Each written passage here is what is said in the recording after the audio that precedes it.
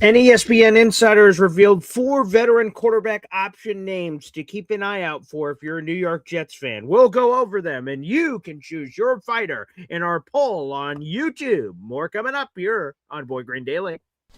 I'm going to lose my gosh darn bananas. Boy Green Daily starts now. Zoinks! Boy Green Daily, Boy Green Daily, Boy Green Daily. Let's go!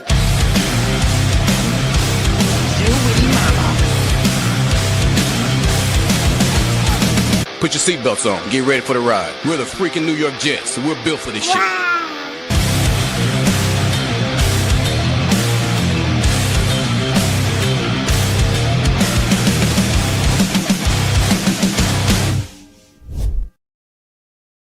Hey, what's going on, everybody? I'm Paul Eston Jr., a.k.a. Boy Green. I'm the New York Jets digital reporter for Heavy.com. Welcome to Boy Green Daily, a daily New York Jets video show, also available wherever you get your podcast. By the way, we're working on a new intro. We're doing a new one every year, and so it's going on behind the scenes. Details to come on the new Boy Green Daily intro. Also, shout out to my boy DT, representing all our fellow Jets content creators out there in the universe. Dylan Terraman, DT, baby. So appreciate you, DT, out there in the audience. If you guys are watching on YouTube right now, that poll is up on the 4 veteran quarterback options an ESPN insider has shared. That is ESPN's Rich Cimini, who says these are the 4 names to watch at quarterback for the New York Jets. So start voting on that poll. I love it when we have 4 options and you guys have topics or choices de jour. So feel free to vote on that. We'll reference that throughout the show. And me and my special guest I'm about to introduce will hem and haw through these names, pros, cons, good, bad, and everything in between, quite frankly. Without further ado, every Friday you see it over my left shoulder, Beyond Broadway Joe, the Super Bowl team that changed football forever. And let's bring him in. He is an absolute legend. You guys love him in the audience. You know, men want to be him. Women want to be with him. I mean, he's a sought-after guy. I'm glad that he still carves out time every Friday for us. Bob Lederer, baby.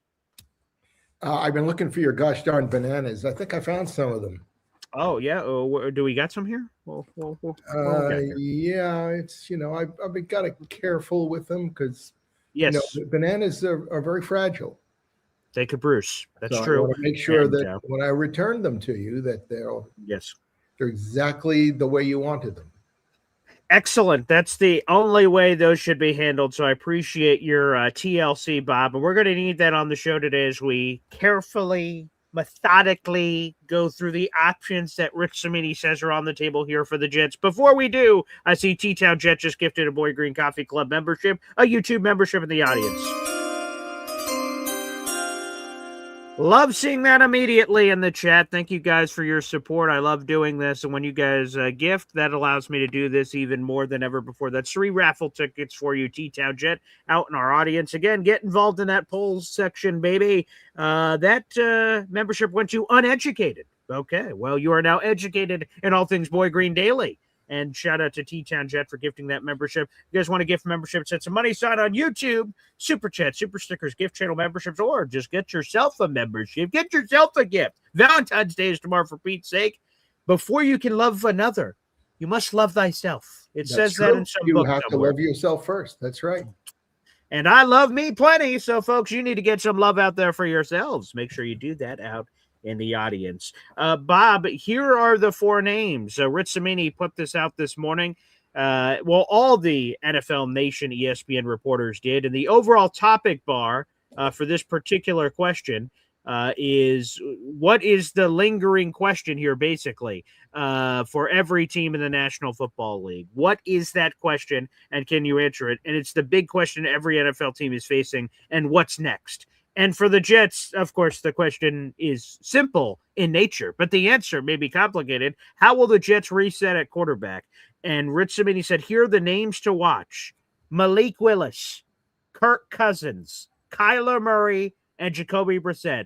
Those are the 4 names. The latter 3 are all under contract, but it could be a trade or release situation. And then Willis is just scheduled to be a free agent, and the Packers have already announced that he won't be coming back.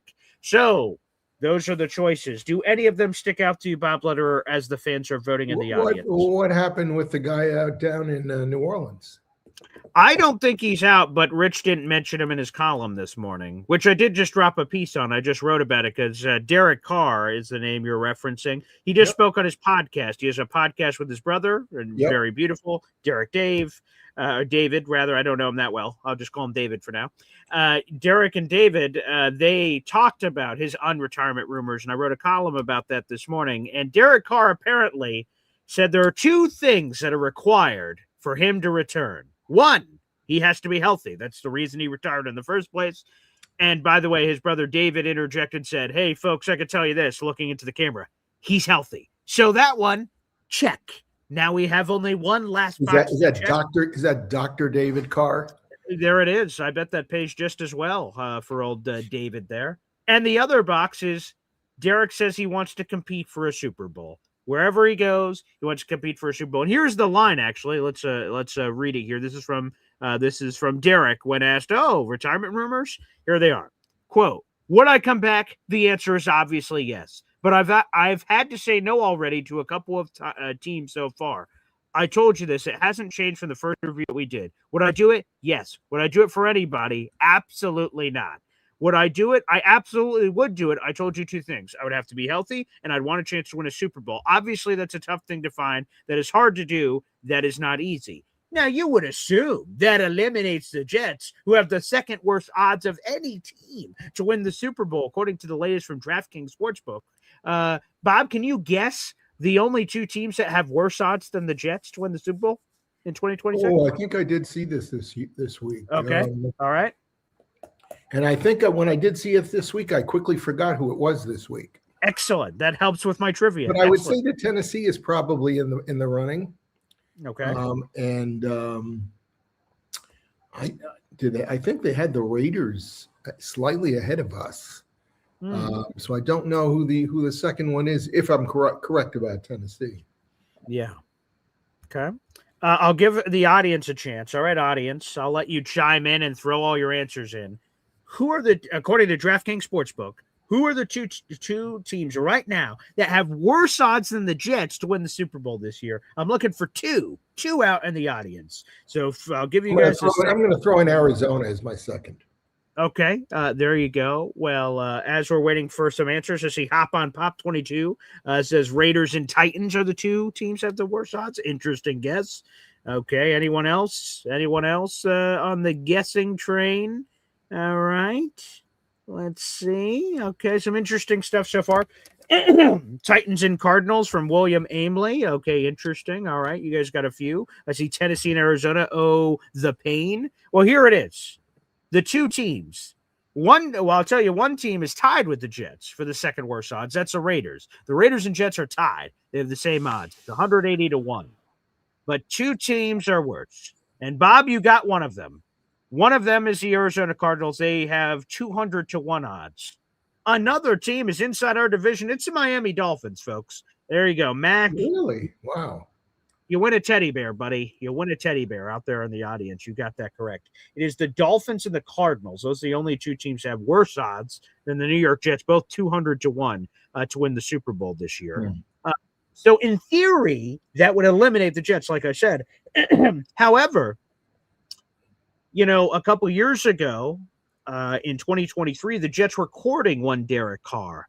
And I distinctly remember Diana Rossini talking about something about that relationship and how the Jets pitched themselves with Derek Carr. Now, the team's different, the coaching staff's different, the front office different. So I don't know how much this is going to ring with Derek. But apparently this is what the Jets told Derek Carr back in 2023, according to Diana Rossini in this meeting that they had him. She said they were trying to sell him on everything: the roster, the explosive run game, the defense, the skill players. And they went through top to bottom with Derek Carr on why they believe he could step in and take this team, quote, not just to the playoffs, but to the Super Bowl. They made it really personal to him, saying, we believe if you come to New York and win, you could be a first ballot Hall of Famer. That's apparently what the Jets said to Derek Carr when they tried to sell him. So, hey, if he still feels any of that lovey-dovey, touchy-feely, then maybe the Jets are still in it after all, Bob Lederer. Well, to be determined. Did you see somebody the other day I noticed actually had predicted a Patriots Seattle Super Bowl Mm. and bet on it in Vegas. And Mhm. I'm trying to remember how many thousands of dollars they won, I think, on a $5 baby. bet. I think they Very won nice. $50,000 on a $5,000 bet. Holy crap. Somebody also the other day had hit on the button the number of points that would be scored. Ooh, nice. Yeah. Nailed it. And they got it right because the Patriots went for 2, you recall, on their last touchdown and missed it. So so the number was right there.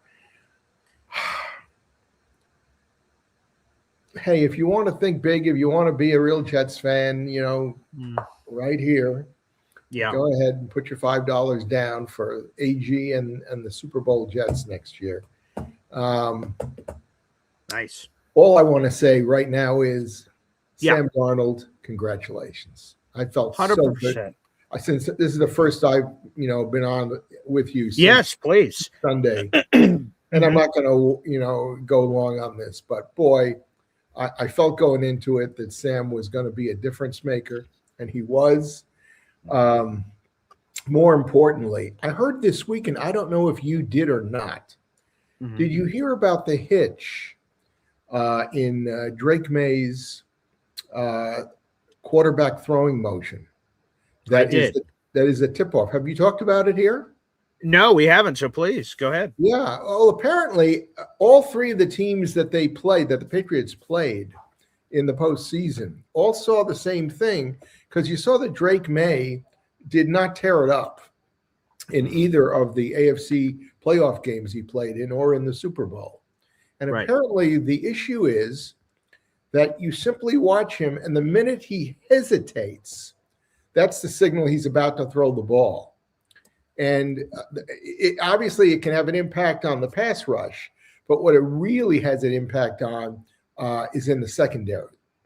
Mm-hmm. Because if they keep their eyes peeled on what May is doing, the minute he does that, you can just go hell-bent at your receiver that you're guarding and either deflect the pass, intercept the pass, or prevent him from making a completion. And it's really quite a telling thing, because going in even into next year, because it's so ingrained in your throwing motion, it's something that might carry over into 2026, for all the opponents they play. He may not end up being the darling young quarterback that everybody has seen him as for all this season. And boy, he tore us up, he did. In both of the games we played. Yeah. So if you got defensive backs who can stay close to the receivers, all you got to do is watch for that. And it's quite a telling thing. It certainly is. Apparently didn't benefit the Jets one iota, but I hope it does in the future. Hopefully, apparently it only came to be understood once the playoffs were there, and they had, time, or the teams that they were playing had real time to really look closely. And Seattle, made an abomination, out of that weakness. I mean, they just completely dismembered, his ability to throw accurately. Sometimes he was throwing for his life. And the long passes that he was throwing, trying to desperately hit somebody deep and get on the scoreboard, were really way off the mark most of the time. There's no doubt about it. So a big, first off, 2 things. Tip of the cap, obviously, to Sam Darnold, to be a Super Bowl champion, a starting quarterback, not a backup quarterback that won a Super Bowl, right? Like Jacoby Brissett, who we brought up, he's won a backup. He won a Super Bowl ring as a Patriots backup. But to win it as a starting quarterback and to go through the trials and tribulations of a season and the jokes and the everything, like I couldn't be happier in the world for Sam. And what a gentleman after yes. Even his comments to Jet fans, when they had their victory celebration, about, he didn't go overboard, but he basically said, thanks for all the support and all the really good times I did have, with the Jets organization. And I thank the Jets organization for the way they treated me. It's really 100%. Yeah. You wouldn't find that with a lot of guys. And that takes us to the wonderful quartet that Rich Cimini is bringing up. I sent an email to you this week about Yes. Phil Simms thinks I saw that. Thinks that Malik is the answer. But you talked earlier this week about, I guess a former teammate who said, whoa, keep your distance. And he doesn't. Well, just to clarify, the former teammate thing was a Kyler Murray thing, not a Malik Willis thing. Yeah, just to clarify. Thank you for that. Yes, of course. Correction. Yes.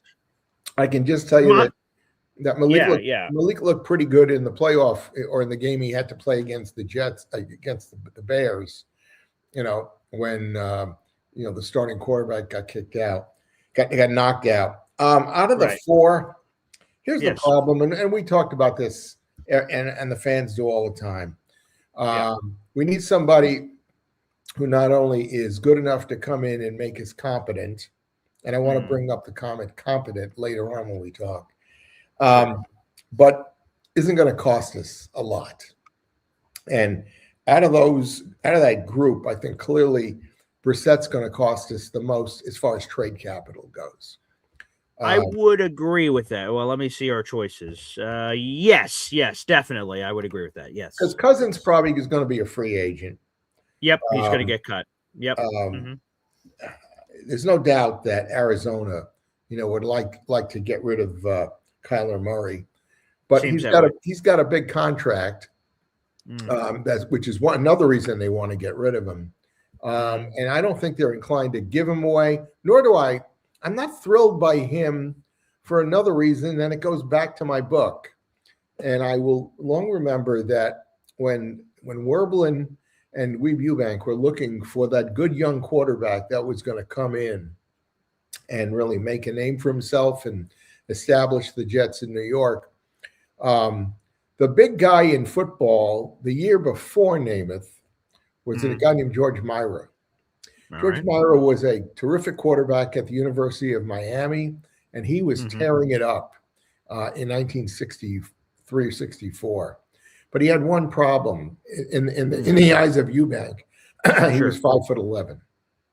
And Weeb said a short quarterback, a guy like Eddie LeBaron, who at the time was a name in the NFL. He was a starting quarterback for the Dallas Cowboys their first year. And he had been in the NFL for a couple of years.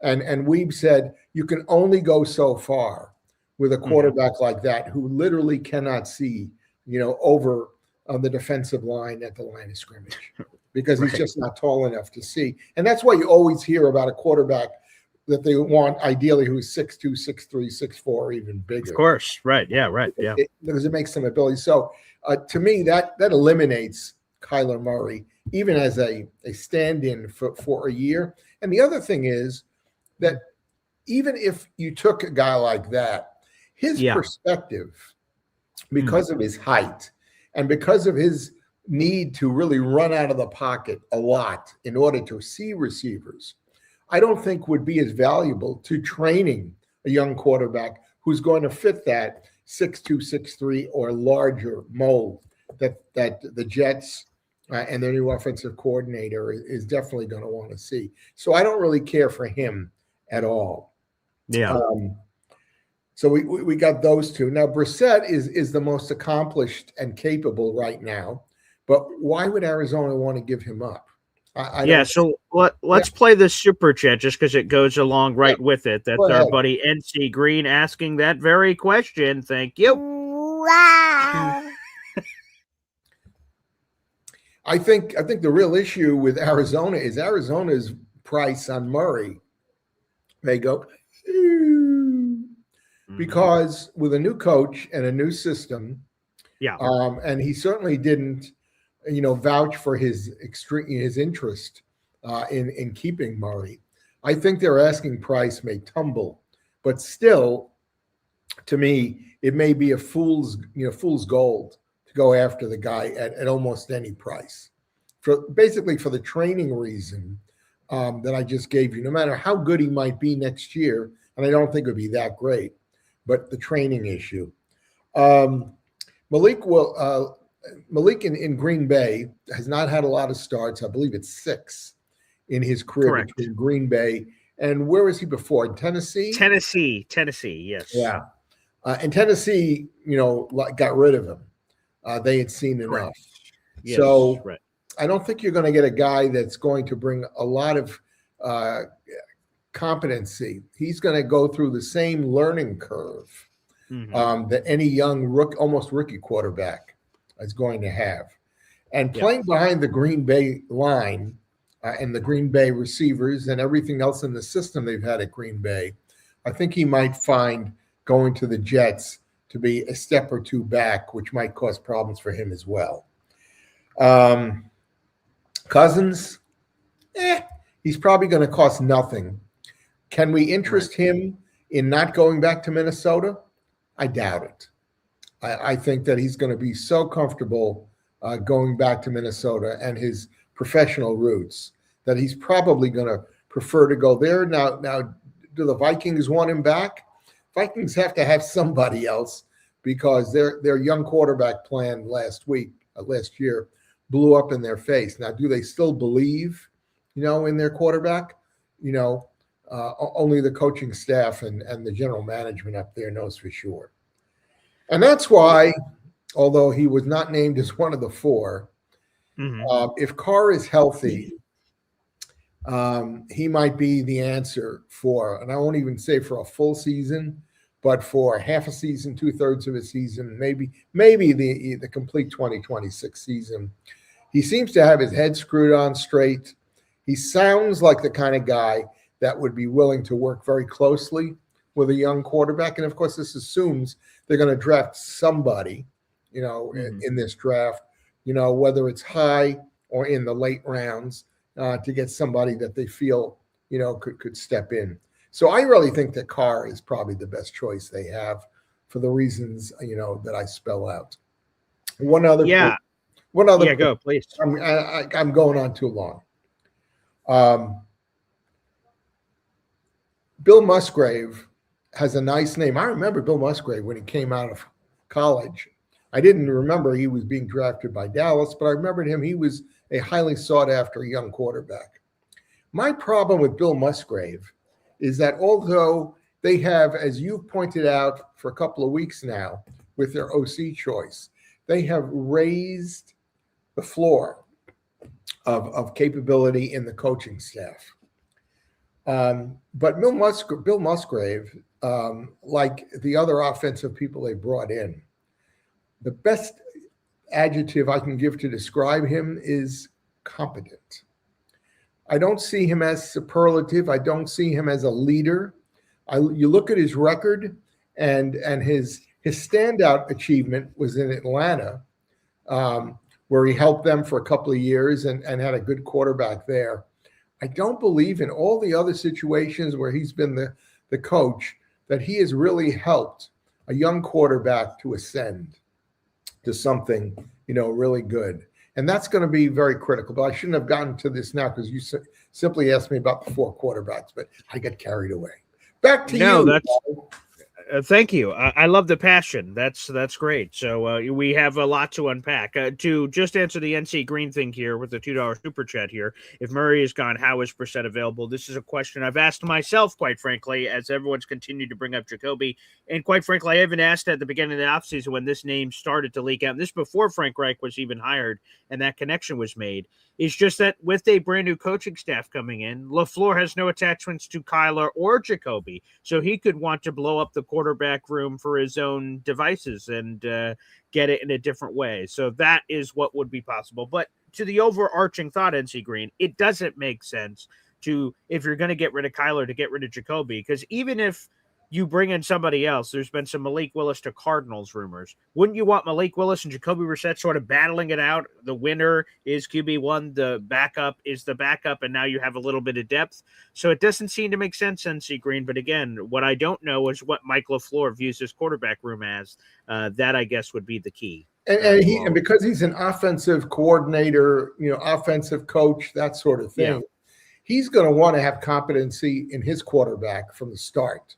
Even if the guy that he selects let's say it's Brissett, Sure. is not going to be a world beater or is not going to be there 3 years from now. You got to have a foundation to start from, because he doesn't want to go 3-14 his first year because he doesn't even have a competent quarterback. That too. That's also a factor.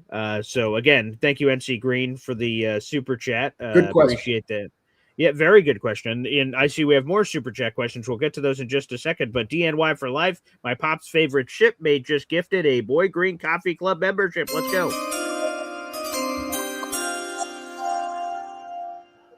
Continue to add raffle tickets to your total. Also, guys, make sure you guys vote in the YouTube poll that is up. Which quarterback of the four would you prefer? These names are names to watch according to ESPN's Rich Samini. So we'll get that here in just a second. But that I membership think you need to add a fifth choice, which is none of the above. which is what someone asked actually already. And you see, this is going to be the off season that we're in. By the way, that went to Donald Johnson. Thank you to DNY for life for gifting that membership out to the audience. Let's get some more super chat questions in here, and we'll get back to these specific quarterbacks. Ace of Spades says he would like to see Father Bob on with Nick Faria one day. I see Ooh, that. I would love to have a conversation with Nick. Boy, Nick really impresses me. He's very thoughtful. Okay, see? Wow. Whether he would find me to be the same is another question, but Nick's a first-rate guy. Right, that's up to the universe. Although I will want to eventually do this sort of fantasy all-star situation where we get Mix and guests from match. different days. Yeah, 100%. Yeah, I think Yeah. that would be a lot of fun. So TBD, Ace of Spade. We'll see how and when we can potentially make any of those possibilities and dream matchups on And the show. any day that Nick wears a Mets sweater, I'm all for it. I was turned on yesterday. I could barely finish my breakfast. Wow. Congratulations on that, Bob. So Ace of Spade, thank you for that. Again, we will see what we can do there for the future. Mahar Khalil Mac Attack. Wow. This is one of the articles that Bob Lederer sent me. And to be honest, when I made this comment, it may have been to Nick, but I've also done it a few times in the past, is I've been intrigued by Jalen Milroe since last year. He's a former Alabama quarterback. He was the third-round draft choice last year of the Seattle Seahawks, and now a Super Bowl champion. Congratulations, Jalen Milroe. You're now on that list. He did not impress me, honestly, as a collegian. Though he's a great athlete. I didn't think he was that good a quarterback. He does meet the height requirement. He's 6'2", 216 pounds listed. He's 23 years of age. Again, he was a third-round draft choice. I'm intrigued by the possibility, if the Jets are really combing through every possibility, veterans, free agents, trades, to look at a young quarterback that's sort of buried in their situation. I believe he's a third-string quarterback for the Seattle Seahawks right now. And now they're doing that on purpose to develop him, I'm sure. But now that they saw what they saw from Sam Darnold, are they more willing to move on from this third quarterback, and the Jets can sort of, mess around with the talent that exists there? I would be excited about a Jalen Milroe. Hell, he kept Ty Simpson off the field. People are talking about all this Ty Simpson love. Jalen Milroe started ahead of him. So I would be very intrigued. He's got athletic gifts. But more than one observer has made the point that if you have drafted last year a collegiate quarterback that you want to groom to potentially be your guy down the road, a year or two down the road, why would you want to trade him in a year where there is a dearth of really good college quarterbacks coming out to be drafted? It's a good point. What are you going to do? You're going to trade. If you're Seattle, he's the potential heir apparent, maybe 2-3 years down the road, because Darnold is he's got another 2 years on his contract, I believe. Which is probably going to get reworked this offseason because it was sort of a 1-year trial, even though it said 3 years, $100 million on the stat sheet. It was sort of a trial run, and if it was terrible, the Seahawks could have gotten out of the contract. He obviously wasn't. He had a marvelous season and won the Super Bowl. So I don't understand why I don't understand why they'd be anxious to deal a guy like Milroe if they really like him, because now they've seen him in camp. They've seen him on the practice squad and such. And so they know how he looks potentially. And I'm sure they've worked to really improve I think one of the problems I had with him last year was his accuracy. Had a gun for an arm, a really strong arm, but his ability to hit receivers on the run was not that strong. So why would you want to trade a guy that you really like and then have to go into the draft and find somebody else to take his place on your grooming list? I don't see that sort of thing. But anyway, that's me. Yeah. I guess the real factor is how far the Seahawks see the Sam Darnold thing, because when a player is selected outside of the first round, they sign a 4-year deal. So Jalen Milroe is already 25% of the way through his rookie contract. So when do they see it? When do you get sort of to the end of the rainbow where you may have to pay Jalen Milroe, but you've seen nothing because let's just say he continues to be a backup because draft analysts said that he needed to marinate more, that he would not be ready in any immediate sense. So if we go a year or two down the road, then the Seahawks are like, what do we do with this kid who's just been sitting around? Sam Darnold's been great for us the last couple of years. That's what I'm sort of curious about. But to your point, it would make sense in their situation that it's opened up even more. With Sam Darnold being really good, they're like, sweet, we could keep Jalen Milroe as a QB3 developing behind the scenes to eventually, to your point, Bob, maybe take the torch from Sam if and when that happens down the road. So, and you said they drafted him in the 4th round? Third round. Yes. I don't think the Jets are going to give up something even that high, for that quarterback. So again, why would Seattle 1 year later want to trade somebody that theoretically they probably like for something less than the draft pick they expended on him a year ago? So sorry, Mac. I would have loved him if the Jets drafted him last year, but it sounds like it'll be difficult to pry him from Seattle. And plus, we need an answer for right now. It's we got to think about an answer for later. We need to get the quarterback now, and then maybe we could also get the quarterback for later as well to work some of that in. Again, let me stop you and ask you, Paul. Let me stop you and ask go you ahead. about that. So does that mean theoretically, if they could get their quarterback who's going to be the guy there for a year, and also somebody else's quarterback, let's say McKee, as the heir apparent, that you would not see or not want that sort of thing, both of those things to happen in this offseason before the draft? So you're saying, would I want a quarterback for 2026 and a quarterback for the future before the draft? Right. And before the draft even takes place. Yeah, if the situation presented itself, there's varying opinions on Tanner McKee. I'm sort of in the, maybe he'll be good. I don't know. It's sort of a dart throw. Nick Ferrier loves him. Yeah, Nick better hold on to his wife because I imagine Tanner McKee was second running over there, for God's sake. So good for him, I guess. But so there's Elon loves Tanner McKee. Nick loves Tanner McKee. But I've seen some Tanner McKee, and I've just been sort of, okay. I'm not overwhelmed. I'm not underwhelmed. I'm just sort of whelmed. I'm just sort of right here. And if I'm just whelmed, I'm not sure if I'm rushing to trade for somebody like that. But the overall thought, sure. Let's just play it out here. The Jets signed Kirk Cousins, and then they trade for some version of Jalen Milroe. It's not Jalen Milroe, as we've already discussed, unlikely, but someone else's Jalen Milroe. Tanner McKee. Sure, Tanner McKee, just because we were just talking about him. And then we have those two, and they enter the draft and say, hey, you know what? If an opportunity presents itself, great. If it doesn't, who cares? We'll rock with these two.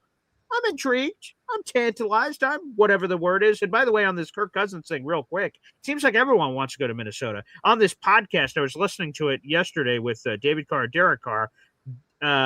Derek wasn't saying team names. He wasn't saying like, "Ooh, I like this team or that team." But his brother kept mentioning things, and I was like, David said, "Yeah, I love purple and gold," and then Derek would go Lakers, and they were like being cutesy with each other. So it seemed like if David was dropping a hint of where Derek wants to play, which is the Vikings. Kirk Cousins wants to go to the Vikings. Apparently, there's been some Kyler Murray wants to go to the Vikings. Well, the Vikings can only take on one of these dance partners because multiple of these guys. But it looks like they may need one if they want to be competitive next year. I agree. But here's the good news of that. So if you're a Jets fan, you're like, man, everyone wants the sexy Minnesota Vikings girl at the prom to dance with, but only one of them is going to get to dance with the Vikings, and then the rest of them are going to be like, now what? And the Jets are going to be swinging over, hey, I'm willing to dance, and then they're going to have to turn eventually to the Jets potentially. So that's in all. You the know what I'd quarterback like? dance. I don't care who we draft as our Okay. quarterback of the future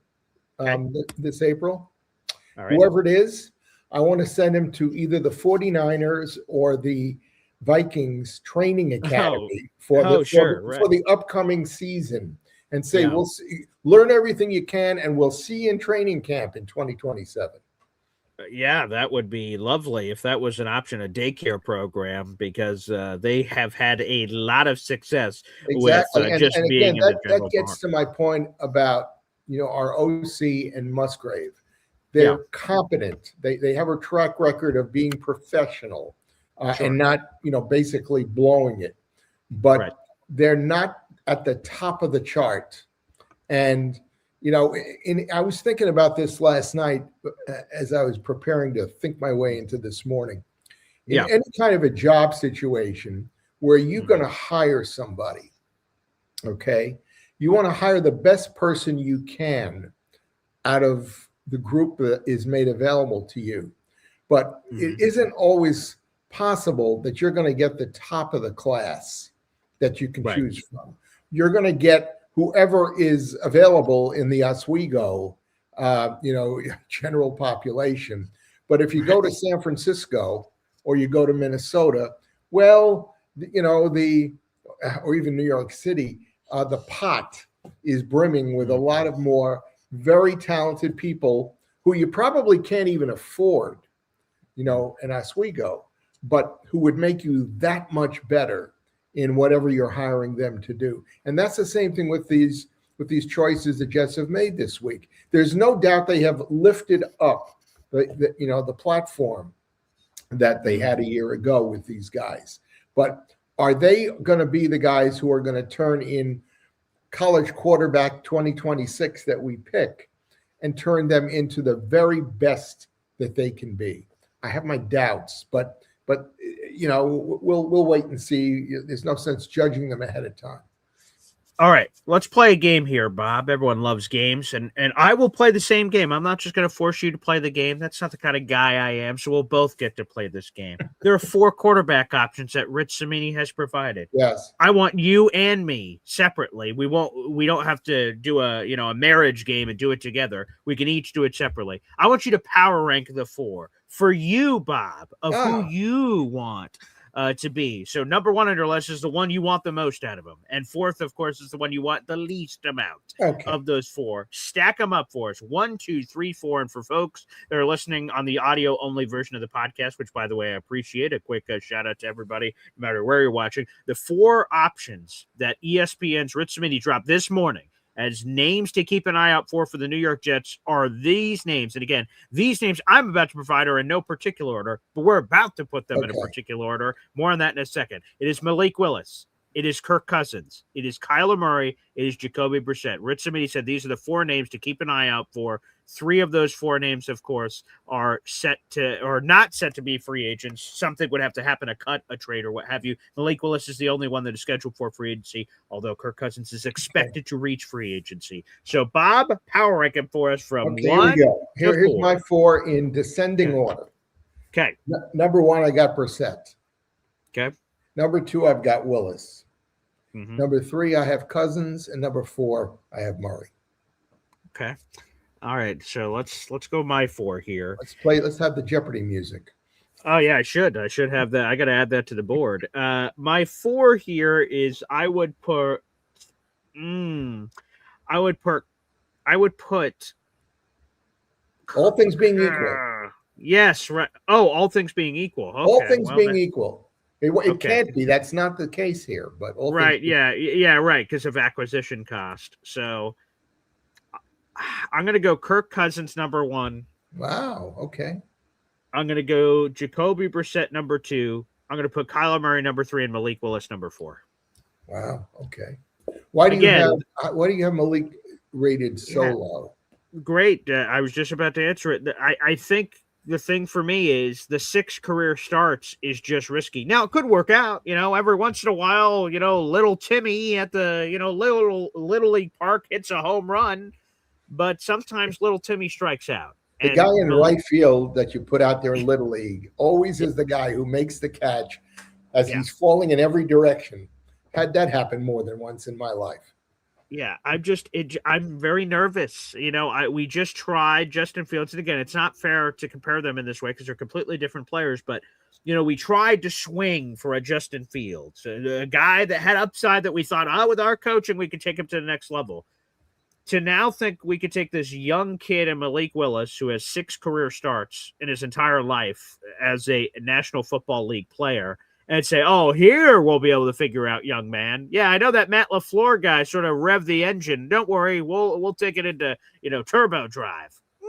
That scares me. So everything I've said about everything is true, right, in life. But specifically, Frank Reich, I believe, has risen the floor of the offense, and Bill Musgrave. I mean, Charles London, Bill Musgrave. Hit it with a Google search, kids. I think that speaks for itself. I don't even have to say anything. So I think the floor has risen. So what I'm looking for in my next quarterback on this game of Bachelor, okay, on my dating profile is I want to raise the floor of the Jets quarterback position.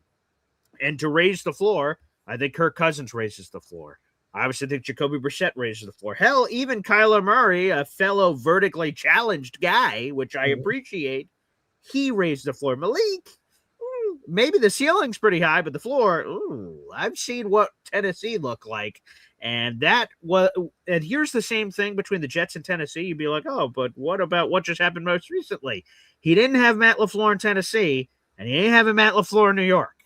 That scares me. So for those reasons, Malik Willis, you are last on my list, good sir. I know that makes Havmo Jets, a.k.a. Iowa Jets, in our comment section very angry. How tall is Malik? Ooh, that's a good question. Let's hit it with a Google search. Malik Willis.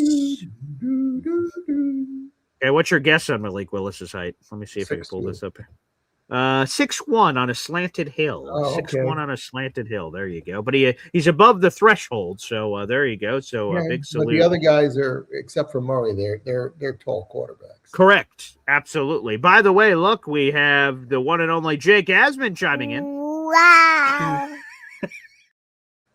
Yes, Texas. Bob Lederer on with Boy Green on a Friday, baby. Yes, those things are all locked in. Jake Aspen, thanks for entering the proverbial octagon here. And let us know, Jake, your power rankings for this 4. If you're still in the chat, let us know how you would rank them. 1 to 4 of most of Jake Asman's preferences of the 4 quarterbacks Rich Cimini says are in the running to be the next Jets quarterback. 4 names there. Let us know, Jake. We'll add this to your super chat total here on the program. Very interesting. I will go through the voting process here in just a second. So get your votes in, people, and then I will reference it here on the show, whatever you guys decide to do in the audience for this poll. Paul, how enthralled were you with Musgrave? I was completely enthralled. I was, of where the Jets were swimming and some of the names I was hearing, I was sort of like, I heard Parks Frazier. I heard who else was in the running? Oh, obviously Darrell Bevell was in the running, and I'm like, okay. But like when I heard Bill Musgrave, I went, whoa! I hadn't heard of that even as a possibility. So when that arrived, the thing I felt good about is the same thing about Frank Reich. Wow, that raises the floor. Whoa, Bill Musgrave, this guy's been doing it for as long as I can remember. I remember back when he was drafted by the Dallas Cowboys in the 4th round. And he was supposed to be Troy Aikman's backup, and he ends up winning the Super Bowl as a backup in San Francisco. I was like, all right, Bill Musgrave, I believe has been coaching for 29 years. 27 of his 29 years of coaching have either been spent as a quarterback's coach or an offensive coordinator. So he's been basically doing the job his entire adult life, which to me, I'm like, exciting, because Charles London just decided to become a quarterback coach 5 years ago. So from one guy going, I want to give this quarterback coach thing a spin in the Ferrari, to someone who's been doing it for 30 years, I'm like, and played quarterback, not running back in college. That made me very excited. But Paul, again, I have to call you out. You said you remembered him being drafted by the Dallas Cowboys. I mean, did you literally remember that time in history? I do because because you said he's been coaching for 29 years, and Yeah. you are what, 35? Whoa, 35? How dare you? What? Okay, you're No, I'm not 33. Oh, you're 31. Oh, you're 28. You're not. 35. Jesus, I'm 32, Bob, for You're God's sake. 32, and you Yes. remember more than 29 years ago when he was I do. drafted. Yes, because I was -2 when he was drafted in Because your 1991. dad brought you up to remember. Let me tell you about Bill Musgrave. 100%. I was apparently somewhere in his balls. I didn't know I Everybody was going to who's be talking ever about that on drafted the by show. the Dallas Cowboys, your dad put in your milk. 100%. Right. Yeah. So he talked. Yeah, 100%. He talked about it. He must have when he was sitting around somewhere. Even while you're still in the mama's stomach, he was telling you. Let me tell you. Well, I guess 91, I was probably in his sack at that point, but I don't really know the math or the science of it, but nonetheless. So yeah, shout out to Bill Musgrave, baby. When I was it would -2. be interesting for you to talk to one of the scribes in Cleveland and just focus on the job that they thought that he did with Shador this year. Because he clearly didn't have any great success with he only was the quarterback coach for 1 year. He didn't have great success with anybody else last year. And Shador got thrown in at the last, half dozen games or whatever as what can we lose? Look at what else, we're dealing with here. And Shador seemed to make some progress. He may not be the answer for the Browns. We'll find out probably in this draft if they draft somebody else. But it would be interesting. I know Shador had nothing but very positive things to say about Musgrave. So, who's to say? But I'm just concerned about how strong, a person Musgrave can be with a young quarterback and how quickly they can bring them along. And that's the last thing I'm going to say. Pro Bowl quarterback Shador Sanders was under the immediate leadership and direction of one Bill Musgrave. So may want to consider that on the list. By the way, me and Hop on Pop here. Wasn't Justin Fields also a Pro Bowl? He could have been, but he rejected it apparently. So, Justin, you could have had that on the old bingo card, but you were being selfish. Way to go, Justin. Hop on Pop 22 says his order was Jacoby Cousins, Murray Malik. So we're very close. Just Jacoby and Cousins are flipped. So there you go. Salute to Hop on Pop. All right, nice. All right, there we go. I've seen this question a lot, and I'm glad that Ace of Spade asked it in super chat form. Thank you, Ace of Spade. Wow. $2 super chat. Yes. Any update on getting the O-line coach from Philly? The coach he's referencing is Jeff Stoutland, who is widely considered perhaps the greatest offensive line coach of all time. Him, probably Dante Scarnecchia, Bill Callahan. There's been a few legends in our sport. And Jeff Stoutland would certainly be up there. He has done so much great work of taking chickens blank and turning it into chicken salad. And he's also done a good job when he's got an elite talent and taking that elite talent to the next level. So no matter the situation, here's a story I didn't know.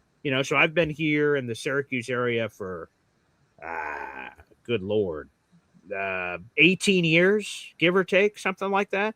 And something I had not realized till my radio partner, who I do a digital show with, he told me, I remember Stoutland back in Syracuse. And I'm like, Syracuse? When the hell was he ever here? And he was here for two separate stints in the middle of the 80s and the middle of the 90s. I was like, holy crap. And no one knew what he would eventually become is crazy. He spent, I think it was 4 seasons here, 2 in the 80s, 2 in the 90s together. So Jeff Stoutland. Anywho, all this random story time. To answer your question, Ace of Spade, he is under contract with Philadelphia. And the key wording is, if they would have fired him, of course, he'd be free to go and join any team he wants. He's under contract. What the Eagles apparently did is they approached Stoutland, said, hey, buddy, we want you to do less and do this. And Stoutland's like, I'm Jeff Stoutland. I don't got to do nothing. I'm the best. I'm going to do whatever the hell I want. And he's probably getting paid like the best, too. I bet he is. So, I'm sure Stoutland, a veteran mind that has been doing this for a long time, some young whippersnapper coming to him and saying, yeah, buddy, you're going to start doing this now. And he's like, you're telling me I'm going to start doing this? So I'm sure he's very frustrated in Philadelphia, but they currently hold his rights.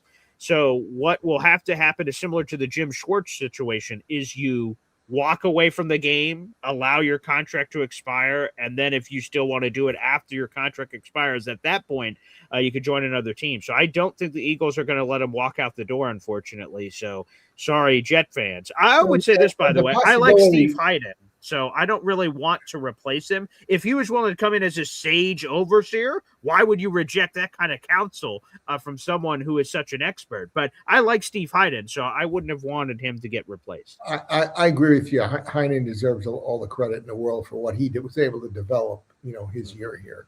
But the other thing is that because of how much money the coach you're talking about is probably making at Philadelphia because of his status, and his track record. Okay. Mm-hmm. He's not about to give up that paycheck to just go anywhere. And if he were just to say he were to go to the Jets, even if he wasn't going to get paid, he was just going to be an advisor or something. Right. The Eagles would probably not have to pay him.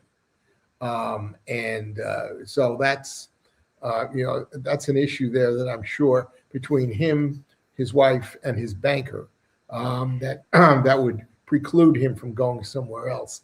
And that brings up a thought I just had that I wanted to ask you about. Please. With regard to Derek Carr. Yeah. We would have to trade for him because he's under contract, right? That is correct. Yes.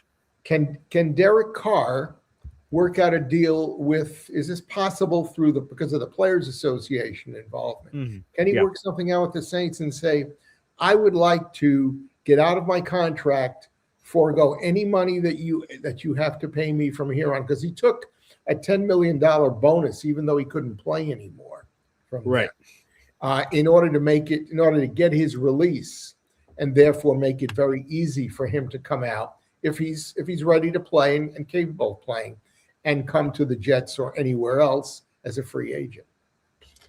So from everything I understand, and I know a few people down in that Saints front office, and everything I know, from what I know, is that Derek Carr did the Saints a solid and the Saints did him a solid last year. And that was this. You just mentioned it. He got a $10 million bonus that the Saints did not pursue. They said, you know what? Have it, pal. But he did them a solid. He walked away from $30 million that he would have been owed if he just went through the surgery and just sat on the bench all year. So he could have just collected paychecks if he wanted to. He chose not to collect that because he said, quote unquote, I don't want to take their money like that, knowing I'm just not in a position I want to walk away. So both, from everything I've heard from the Saints side, is it was completely amicable. He did them a solid, they did him a solid, and then they went their separate directions, and now the flirtations are coming back. Here's the thing of why I think if the Saints trade him, it's going to be for nothing, basically, and they're going to work with Derek to pick the team he wants to go to.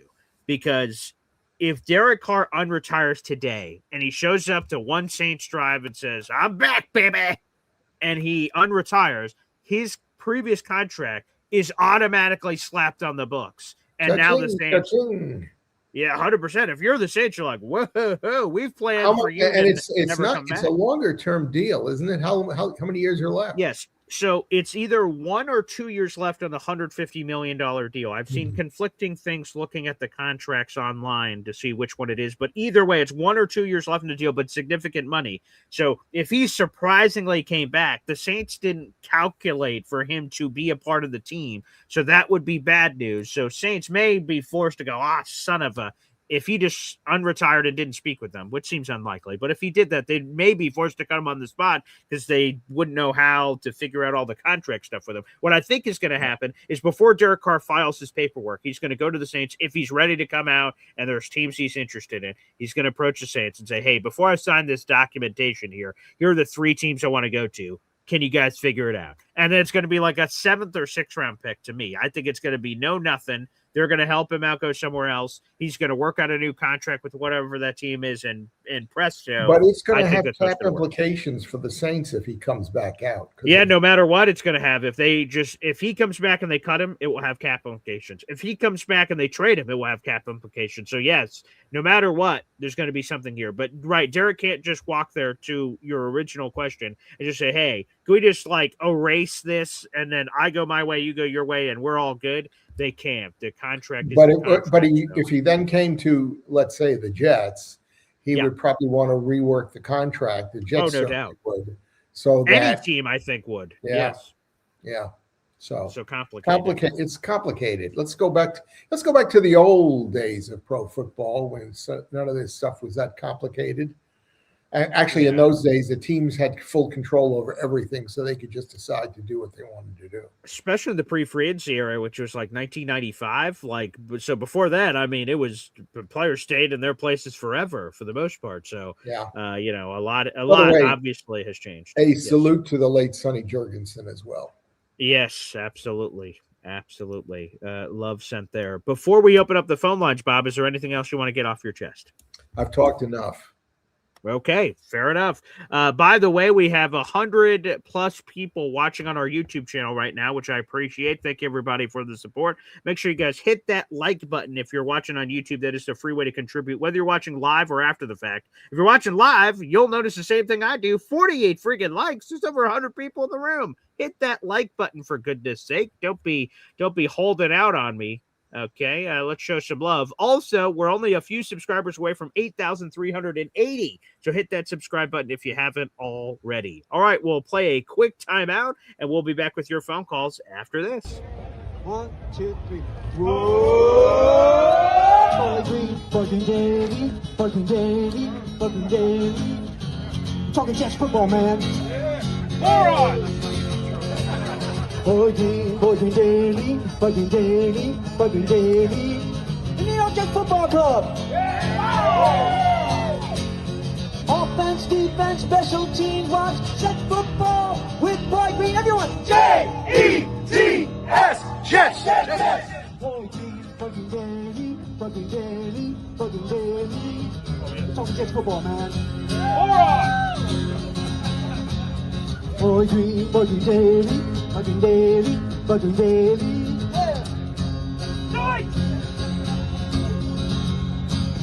Offense, defense, special teams, watch Jets football with Boy Green. J-E-T-S, Jets. Let's go! Watch Jets football with Boy Green. J-E-T-S, Jet. Oh, hey now, we're back here on Boy Green Daily. I was jamming out there during that commercial break. Make sure you guys like the video. My name is Paul Ashton Jr., a.k.a. Boy Green. I'm the New York Jets digital reporter for Heavy.com. And right now, our current poll results, again, it'll continue to run throughout the rest of the show, are as follows. Here are the 4 quarterbacks that ESPN's Rich Committee said to keep an eye out for: Malik Willis, Kirk Cousins, Kyler Murray, and Jacoby Brissett. Here are where the votes currently stand. 44% of you prefer to have Jacoby Brissett as your quarterback. Kirk Cousins is in second place at 31%. Malik Willis in third place at 19%. And Kyler Murray down there at just 6%. That was not a short joke, Kyler. Not a short joke. Anywho, let's get to the phone lines here. Bob, can you help me out here? My voice, it's getting a little tough. Can you introduce this guest? Here's Hep. Oh, hey. How's it going, Whoa, fellas? look at that beautiful look at him. jersey. Is that Jericho Cotchery? Who is this? Sure is. Jericho Country. Jaco. Love Jaco. May a diseased holy man defile your kitchen shelf paper. Okay, I'm thinking about that. Yeah, see, that's a good one. I lift these from the great Johnny himself.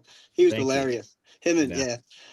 So it's funny, we just spoke about Sonny Jurgensen a couple of weeks ago, and here he passed away. And I'm listening to all the people talk about him. He had a great life. He was really loved.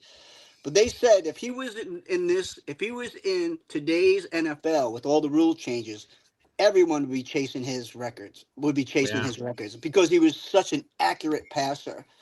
Now that's one thing I wanted to say. The other thing is he was a hero in Washington for years beyond his playing days because he did color on the broadcast for years and years and years. He and Sam Huff, quite a duo. Right. I heard that I don't know how true this is, but this came off the Jets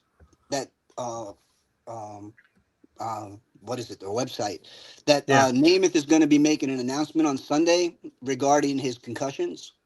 Oh, wow. I didn't hear that. Okay. By the way, here's Sonny. Yeah, he was such not looking like a football player, that guy, right? Yeah, He had right. a big belly and stuff. Yeah, unbelievable. But no, wow, I didn't hear that about the Namath thing. I'll have to keep an eye out for that. That sounds Yeah. Yeah, me significant. too. Me too.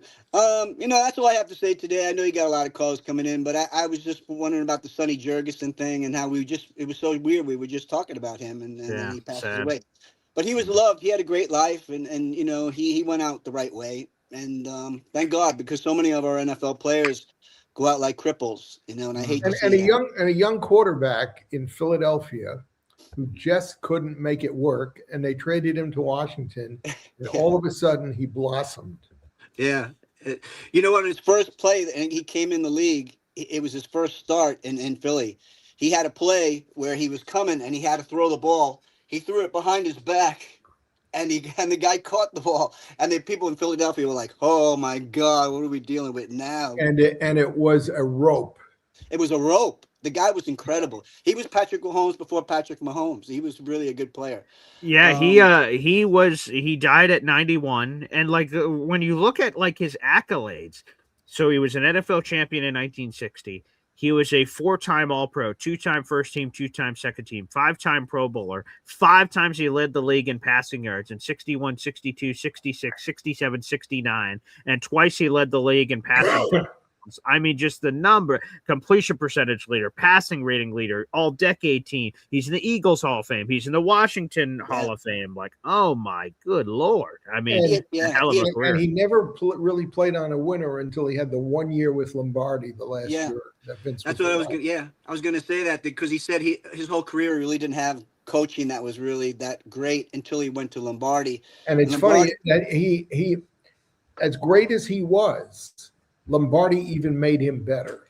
Yeah, he did. Lombardi said called him into the office, and Lombardi said to him, he goes, "Listen, I heard a lot of things about you, good and bad. I just want you to do one thing." And Sonny's like, "What's that?" He goes, "Just be yourself." He says he was the best coach he ever played under. Was Vince Lombardi.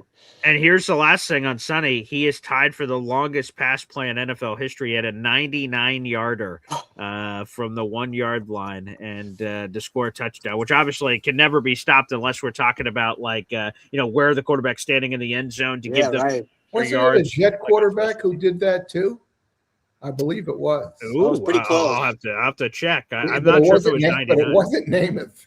Well, I was there for one of them. Sam, I believe, did it from the 5 or 6 yard line, and he had a 94-yarder. And I remember, because like Sonny Jurgensen and Sam Darnold being in the same sentence, is I was there for a Jets Cowboys game, and the Jets were backed up, and I'm with a bunch of nauseating Cowboys fans at this game, and I'm like, I see the play. And I see Sam Darnold, so he hikes a ball, and I told the Cowboys fans near me and my pop, I'm like, "Oh, this is going to be a touchdown." And I just said it from the get-go, and they're like, "Yeah, shut up." And then when Sam Darnold hiked the ball and dipped his head, I went, "Oh my God, this is going to be a play action." And then he dips back and chucks it to Robbie Anderson, Chosen Anderson, whatever the hell his name is. Right over the middle. Yep. And just boop, and then he just like sort of moonwalks back into the end zone, and I'm losing it. And my father is so annoyed; he has his arms crossed, going, and Cowboys fans like, and the Jets ended up winning that game. And that was Sam Darnold's first game back from mononucleosis, because why not? Oh my goodness, that was I'll never forget that. So yeah, there was like a 94-yard. Look it up. I think that one of the Jet quarterbacks also had a 99-yarder, but I could be wrong. Yeah. Okay. Thanks, guys. Love you. Look that up. Have a great weekend, Pep. Yeah. Thank you so much, brother. Thanks for chiming in. And a great Jericho Cotchery jersey. That is absolutely terrific. Yeah, 99-yard touchdowns in NFL history. Who are we at here? Okay, so it's occurred 14 times in NFL history. Oh, dear Lord. Let's see. Only 2 have done it via rush from scrimmage. It was Tony Dorsett. I remember that one. And then Derrick Henry. My father showed me that Tony Dorsett play 1,000 times from 1983. And let me see. I got the names. Okay. For you. Oh, give it to me. Yeah. Brady, Eli Manning. Okay. Favre, Trent Green, Jeff Garcia, and the great Gus Frerotte. Ah, yes, Gus Ferraro gave himself a concussion before a game from And headbutting in off fact, a wall. Eli did it against us. He did. That was the Christmas game to Victor Cruz where he had multiple Jets running into each other. Yes, that was a time where we were 8-5. We said, oh, boy, we had just gotten to back-to-back AFC championship games. I believe this was in 2011 regular season. And we thought, Rex Ryan has some more magic in him. And, well, he didn't. The Giants went on to win the Super Bowl that year, and the Jets missed the playoffs, and we've missed the playoffs every year since. Terrible. But thanks for bringing that memory up, Bob. I really appreciate that. You're the best. Guys, make sure you guys like the video, hit subscribe here on the channel as we continue to take your phone calls here on the program. And again, honoring the legendary Sonny Jurgensen who passed away last week. So Sonny, so distinct, great color, great pop of whoever took this photo. So shout out to that for old Sonny. By the way, also, I forgot to do this. Here are our raffle prizes for this month. Speaking of legends and Hall of Famers, our Darrelle Revis jersey, pair of brand new Jet shorts, our Woody tailgate package, and I'm grabbing a hat from my personal Boy Green hat collection with Jet hats, and I will throw it into the raffle as well. So every $3 you spend, folks, get your raffle ticket for these prizes, which we'll be giving away on March 1st, just days before the legal tampering period and free agency and all that craziness. So make sure you guys take full advantage of that as well. All right, let's jump over to the phone lines. It's your buddy EZ. Ooh, wow, look at that jersey, Look baby. at that. Look at that look. Woo. That's I don't nice. want to run into him in a dark alley.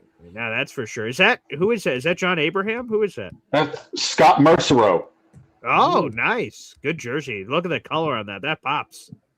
Yeah, that's a rare jersey. A lot of Jet fans don't have the that '80s jersey that had the black outlining.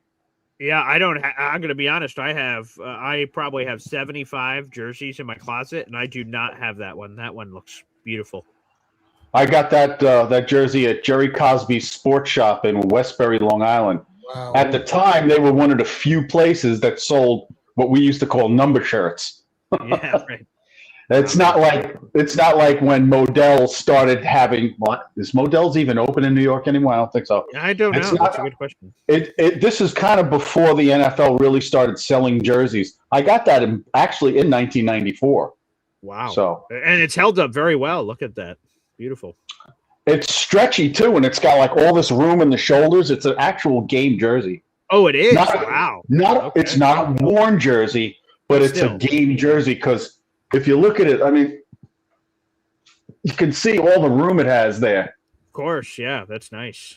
Okay. And back then, they actually had sleeves on the shirts. They've since done away with them because they don't want players grabbing at it. Yeah. But yeah. And back then, they actually didn't have stitched numbers. They had the spray-on numbers back then. It's still awesome. I love that. They had spray-on numbers? Yeah, the plastic numbers, the ones that they steam on. Wait, let me see. They didn't have. Yeah, I'll show you. Yeah, okay. Yeah, look at that. Oh yeah, look. Wow. Yeah, they didn't have the stitched on numbers back then. But Still that's an looks great, NFL jersey. Oh yeah. I don't wear it that often. But you can see all this extra room over here for if I put it on, it's really tight down here. And it's really loose up in the shoulders. And you can see it's got those huge numbers on the shoulders. I like love the that. jerseys. Yeah. I wish. Does it still fit you? Huh? Does it still fit you? I got fat. But I look like I look more like an offensive lineman wearing that than a defensive lineman now. There you go. By the way, Craig Mechanic says that was his go-to place for gear back in the day. So he says he absolutely loves it. Shout out to Craig Mechanics in here. Yeah, Jerry Cosby's had the best. Yeah, Jerry Cosby's in Westbury. They had the best stuff back then. Oh yeah, terrific. Anyway, I had a question about this Derek Carr thing. Okay. To avoid the big cap hit, because I mean, could he legitimately renegotiate his contract with the Saints for $1? Mm-hmm. And would that then alleviate the cap hit? I don't think you can. No, some of the cap hits that exist are pre-existing. So, as soon as he unretires, it's going to hit their books. But what's going to happen is that no matter what, if the Saints aren't – so there's nowhere with it. If Derek Carr wants to come back, the Saints aren't going to keep him, obviously. They have Tyler Shuck. Right. Derek Carr wants to play, so that's not going to make any sense. So, but wherever he gets moved to – if I'm the Jets, Vikings, or any team that wants him, I'm shredding up the old contract, or we're starting fresh. We're renegotiating a brand new contract as part of the trade to make it happen. So whatever that looks like, I'm not sure how much. I'm sure Derek could get really decent money. I wonder if there's I'm just trying to figure out. Excuse me, Bob. I'm just trying to figure out how they can make this palatable for the Saints. Because obviously the player and the team, when he first retired, were very amicable, and they were really trying to help each other out with that. Like he kept the bonus, but he gave all the rest of the money back. Oh, right. So they won, right? So they may actually try to do something. Maybe he could renegotiate his contract for like 20 years with them, just to stretch out that cap hit, so it's only like maybe $1.5 million a year or something like that, just to help ease it. That there is something that they can do so that the Saints don't get hurt with the cap hit.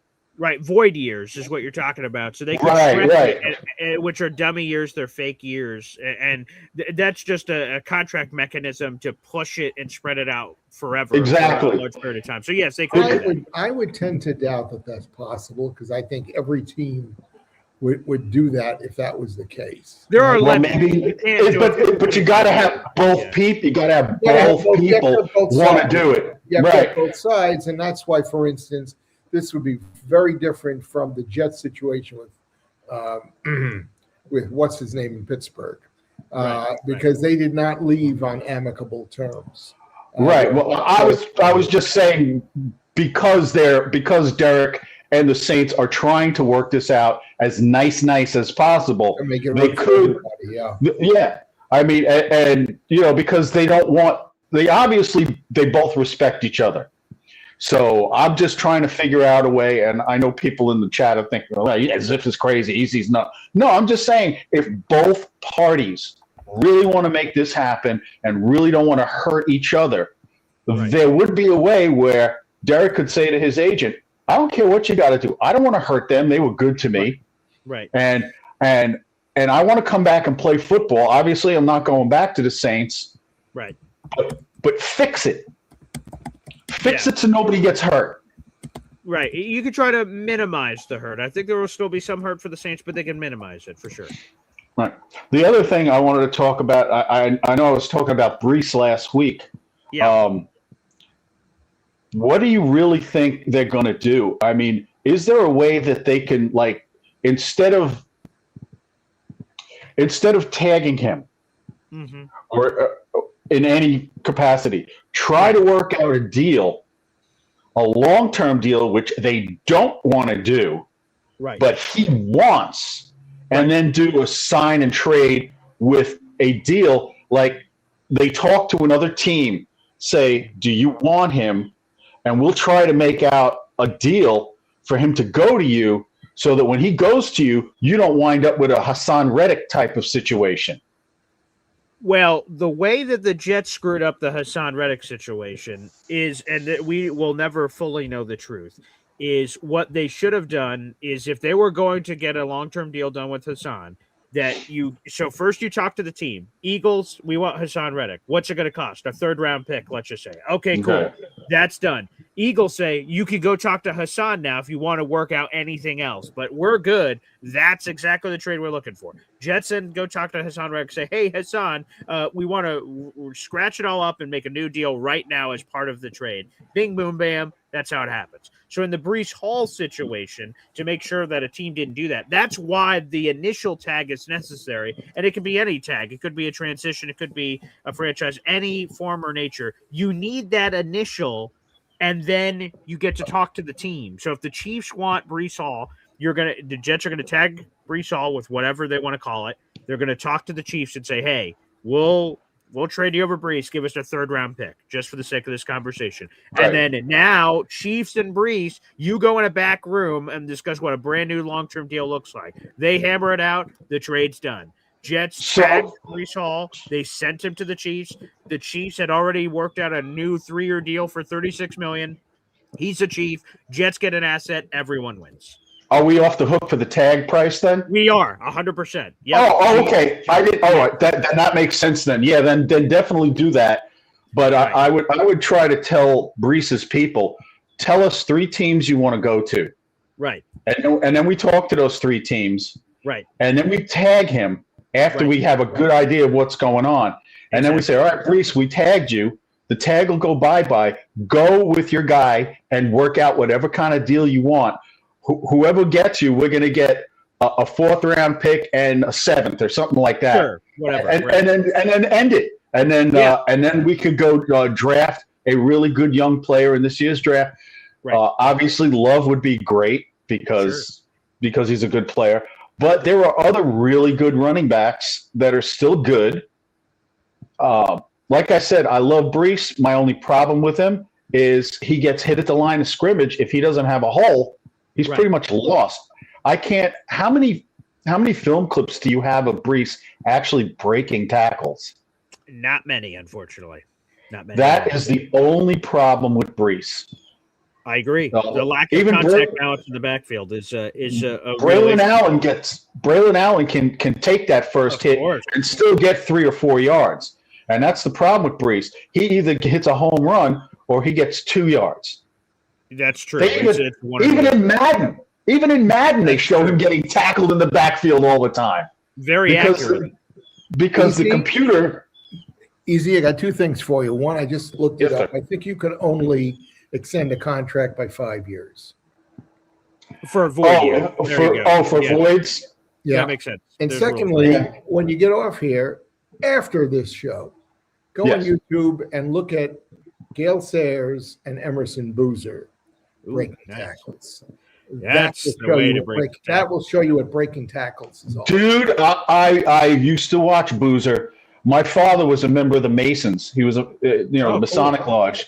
And every year they had tickets to see the Mets at Shea Stadium with box seats. Mm-hmm. And every year they had tickets to see the Jets with Joe Namath in the metal bleacher seats. Do you remember the metal bleacher seats, Bob? Mm-hmm.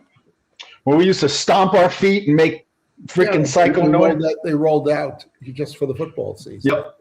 Every time I went to see the Jets play, I see them play Pittsburgh. I've seen them play Cincinnati Bengals. They always lost like 45-12 or something like that. It was so bad. I don't think I've ever gone to a game where the Jets have won. And I've gone to maybe easy. Stop going to Jet games. I've gone to only 7. I've only went to 7 Jet games. I've seen a couple of MetLife. I was at that one game. I think it might have been the first game where they ever stopped it for lightning. They were playing the Colts. It was like a 6-3 game. It was miserable. Yeah. It was terrible. Well, food was good, though. Well, we'll see if the food can be better this time around. We'll see if we can get you there, Easy, for a big tailgate. Thanks, Easy, for the call, brother. Good weekend. Yeah, and real quick, just to answer Easy's thing. So here's what I hope the Jets are doing. If they're being smart about this, the tag window opens this upcoming Tuesday. That's Tuesday, February 17th.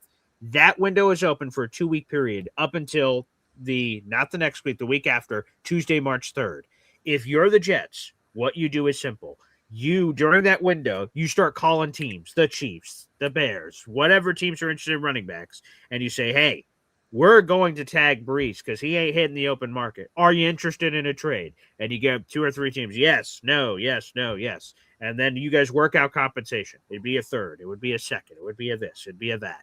And then once you establish that, you allow access to those teams. Hey, Chiefs, you've met our trade compensation. Bears, maybe multiple teams meet it. Hey, you guys can start negotiating with Brees Hall. We'll let Brees Hall pick wherever he wants to go because we're getting all the same trade compensation no matter what. And then before the tag deadline ends, so that's going to be March 3rd is when it ends. The Jets can wait all the way till March 3rd, tag Brees right before the deadline ends, and whisper to Brees, hey, you're going to the Chiefs when the new league year starts. We've already worked out the deal. And then it could be boom, boom, very transactional. He's temporarily tagged just enough to get him to be traded to the Chiefs, if that's where he's going to go. Jets get an asset, Chiefs get him, and they already worked out the long-term deal and everything's simple. That's what the Jets should do if they're trying to maximize the asset, and we'll see if they actually do that. It's going to be very interesting to see what the demand is among the teams. Yeah. And Indy says that's if Brees even signs the tag. Actually, not accurate, Mr. Uncle Indy. We don't need him to sign the tag, as a matter of fact. You could tag anyone. They don't have to sign the tag. They could wait till July to sign the tag if they want to, but it's not about him signing it. The deal, he would be the Jets tag him. He's not a free agent, whether he signs it or not. What would then he would have to sign is a brand new deal. In theory, he and his agent worked out with the Chiefs. So he doesn't have to sign the tag. That is not necessary for that trade to be executed. But anywho, good stuff there. Indy, by the way, I hope you're feeling 100%, better. 100%. We're thinking about you, buddy. We're thinking about you. We got a couple hundred people in the room. Appreciate it. Again, guys, make sure you guys are liking the video here on YouTube. We appreciate all the support here on the channels. We take some more calls. It's the Boy Green and Bob Lederer show. The Bob Lederer and Boy Green show, for Pete's sake. It is terrific here every Friday. No. Well, no. It's the Boy Green show. It's Bob Lederer Daily featuring Boy Green. My wife's been watching The West Wing, and if you recall on The West Wing, Kevin Spacey, they showed the guy who played the president last. Interesting. Sometimes it depends on the order of things. That's for sure. There he is. Indy, again, I see that you're saying, yes, he does have to sign the tag before he gets traded. Again, he would be signing a new deal, just to explain that to people. It's not signing the tag, and then he goes to a new team, then he signs a different contract. No. If the Jets and Chiefs do everything that I just said, he is signing the new deal. He never has to sign the tag. The Jets are just tagging him to prevent him from reaching the open market, and then the new deal doesn't he have to sign the tag if they tag him in order for him to play? Correct. There have been guys who refused to sign the tag and have sat out the season. Yes, so that's what NC Green is bringing up here. If he doesn't sign the tag and doesn't get traded, then he doesn't get paid for 20. That is true, right? This situation I'm talking about is not about him holding out for the year or anything like that. It's strictly about, because there are some people that believe that Brees Hall doesn't want to be a Jet. And if that's true, then they are doing him a solid. Hey, we're going to trade you somewhere. You tell us what teams you want to go to. And if they want you and they're willing to give up a pick, God bless America. We don't care where you go. We just want a second-round pick or a third-round pick, whatever the hell they want. So that's, again, the key piece of the puzzle. So, again, Brees would not be signing the tag. He'd be signing the new deal that he would work out with a new team. So, anywho, let's go back to the phone lines. It's Dr. Philly Doodles here on the program. Good morning, gentlemen. How are you? Good morning, doctor. Here, top of the morning. No board today again. Sorry. I think I'm gonna. I've given up on the board. I think that was just a mirage. Yeah, there you go. It was a one-time learning event. That was a TED Talk. That's what it was. It was one TED Talk. We're waiting for all the cap hits and everything. That's when. There you go. That's right. Yeah. Yeah, actually, I was thinking that I should probably create a Excel spreadsheet. I have a newer laptop. I haven't had one in years. I think I need to do something cool. You know what I mean? Something unique. But so speaking about all that stuff, with trades and this and that and that. So in my mind, I'm thinking like, who's like at the top, right? So I would like Brissett. I want nothing to do with Kyler Murray. Okay. Sad part is they're both on the same team, and I don't think they're going to get rid of both of them, right? If it feels like they need one of them at least. Unlikely. Probably, but we don't. We will see. Yeah. So I think the worst part of that scenario is, let's say we want him, and there are two options. Mike LaFleur is going there. We destroyed Mike LaFleur before he could become anything, right? There's no way he's going to do us any acquiesce and like, oh, you know what, Jets, you guys, I don't think that plays into this at all. I think it does. I think it does because he's not. I think Brissett to them. If I remember with him, he can get something out of Brissett. I think he gets something out of Kyler Murray, but I think the Murray scenario, I think the whole franchise just wants him gone at this point. It feels like that's. You would think then that the Kirk Cousins situation is comparable. I think it's different. It's different, but it's comparable. Yeah, right. Because he could. So a part of that deal is that he could come back to them, right? That's another thing. He could just be. They said they would cut him because of the cap hit and bring him back. So meaning they got to re-sign Pitts. I think they had to re-sign a defensive player as well. But if you bring Kirk back and he does a team-friendly deal, Penix isn't really getting paid. So meaning maybe they go, Kirk, we're going to give you 2 years. It's a one and prove it. You know how it is. They're going to say 2. It's really one for 30. Well, he's also got a contract in place that would have to be renegotiated. No. They're going to cut whatever they cut him. They can bring him back and do a different deal. I think Kirk Cousins might be working something out with the Falcons. Well, but he's got a contract in place, and he's also got to rework it in order to make himself less of a cap injury for them, and to also make him available to wherever he wants to go. Let's go back to Brissett for a minute. Yeah. I don't see any reason in the world why LaFleur, who's got to basically start from scratch in Arizona, is going to want to get rid of the one competent quarterback that he's got. It just doesn't make any sense at all. Because that's what I think. I don't think he wants to play Murray at all. That's what I think. He's got a competent quarterback who showed his stuff this year and didn't win many games because the rest of the team was really terrible. Mm-hmm. So, that's what I think. So yeah. I believe he wouldn't do no Jets a favor. He would keep Brissett. If they cut Kyler, they cut Kyler. So he becomes the number one name when it comes to possibility of an upside swing on a quarterback in youth compared to Cousins or Carr. I think Carr's too much of a stretch because of the arm. We don't know if it could fall out within 4 games and he's done again. Something can go wrong in 6 games. Who's your starter? If you're bringing Tyrod, you're bringing in 2 injured dogs. You know what I mean? That's not a good idea. So then let's say Joe Flacco. I'm serious. Look at what he did in Cincinnati. I would maybe think about it, as basically the QB2 who steps in only if the starting quarterback gets injured and helps tutor. In fact, I heard some things. I heard some Joe Flacco audio this week that really impressed me. He's a real thinking type guy. Okay. He's got a cannon. Yeah, he's got a cannon. Look at what he did for Cincinnati. Look, we played Cincinnati, and then they played the Bears. And he just tore it up. Bob, he's got a line. Bob. But BG, it's just for a year. I don't want to waste another year of my life. I don't know how much life I have left to live. I don't want to spend another. He has the mobility of a parked car, Bob. Okay, this guy is a statue back there, for goodness sake. No. BG, if we didn't want to waste another whatever, it's tough. We could blow it up. We could have fired the coach. So I mean, I don't want to go there. I don't want to go there and think that we don't want to waste another year. This could be well endowed another 3, 4, 5 win season. This may not be anything that we could expect at all. But I'm just saying to Bob's point, he's like, come on, it's only a year. Like what? A year that I want to go to like a torture chamber? Like, no, I don't want Joe Flacco. Wait a minute. I get it. When we played them and he tore us up, we were lucky to win the game. When we played them, did you think that what we saw was a mirage? I did. Yeah. A mirage. The Jets defense stunk. That was the mirage. The mirage was we were back in training camp and he was doing a 7-on-7 drill against our godforsaken defense. That's what was happening. Yeah, so I did think it was a mirage. Yes.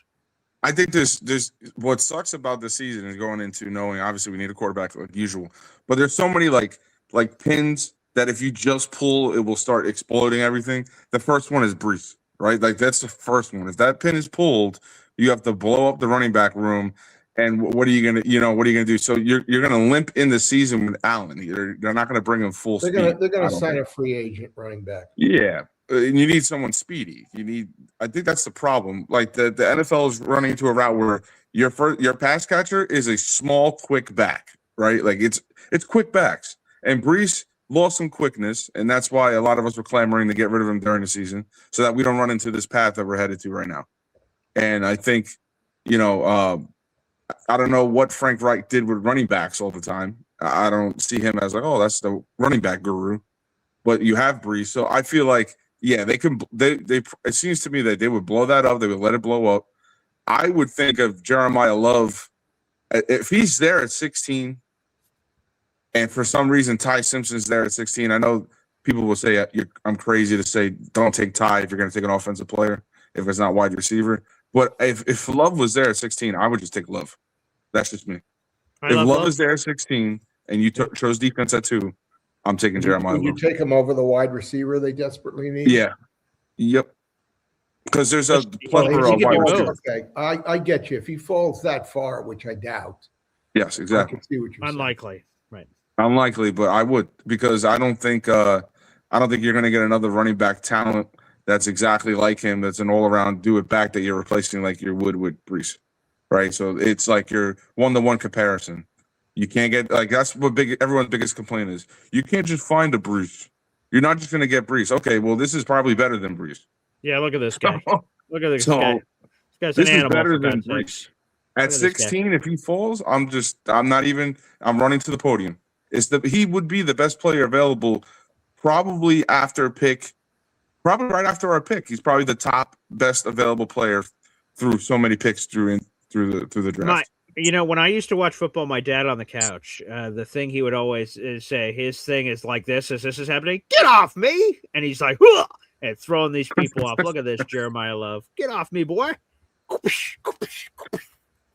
some of that action. Yeah. It's either that or you wait for the kid from Miami to grow up one more year and you draft that running back next year. Oh, yeah, he's exciting.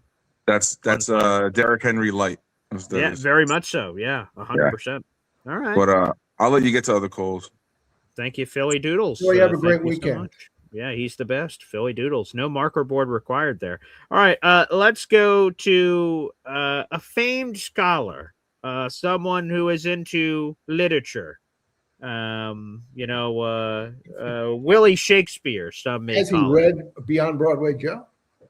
Has he read Beyond Broadway Joe? All right, let's see if this person is reading any Beyond Broadway Joe. Let's see if this person if is. this guy's a literary scholar. Yeah. Let me see. No, not available right now. This person I was just about to go to just got booted from the room just as he was about to go. Wait, I think we have him now. Okay, let me go to this person. Oh, he's in the middle of Beyond Broadway Joe. Oh my goodness! And he's a literary critic too. Yeah, we've interrupted. What's up, Pop on Pop? Hey now, good morning. Is it true that you were talking about Bill Musgrave while your son was in development? That's true. He was okay. Then I understand what's gone on. Yes. See, there you go. Yeah, they're playing a little '70s music from back in the day. I won't. Hey now, but anyways, real quick. Yeah. Definitely the top four. I think Jacoby Brissett has the most upsides by a wide margin. All right. Kirk Cousins could definitely come in, and then Kyler Murray. So I think the Jets need to be aggressive. But that's not what I want to talk about. Okay. Okay. I briefly would like to talk about. Listen, think about this. Okay. When you in the draft, a third round pick is probably a 50 to 60% starter. Like 50 to 60% of the times, the third round pick is going to be a starting. Yeah, starter, key contributor. Yeah. Mm-hmm. 50 to 60% of the time. Mm-hmm. Think about that. No one thought Breece Hall was worth that before the trade deadline.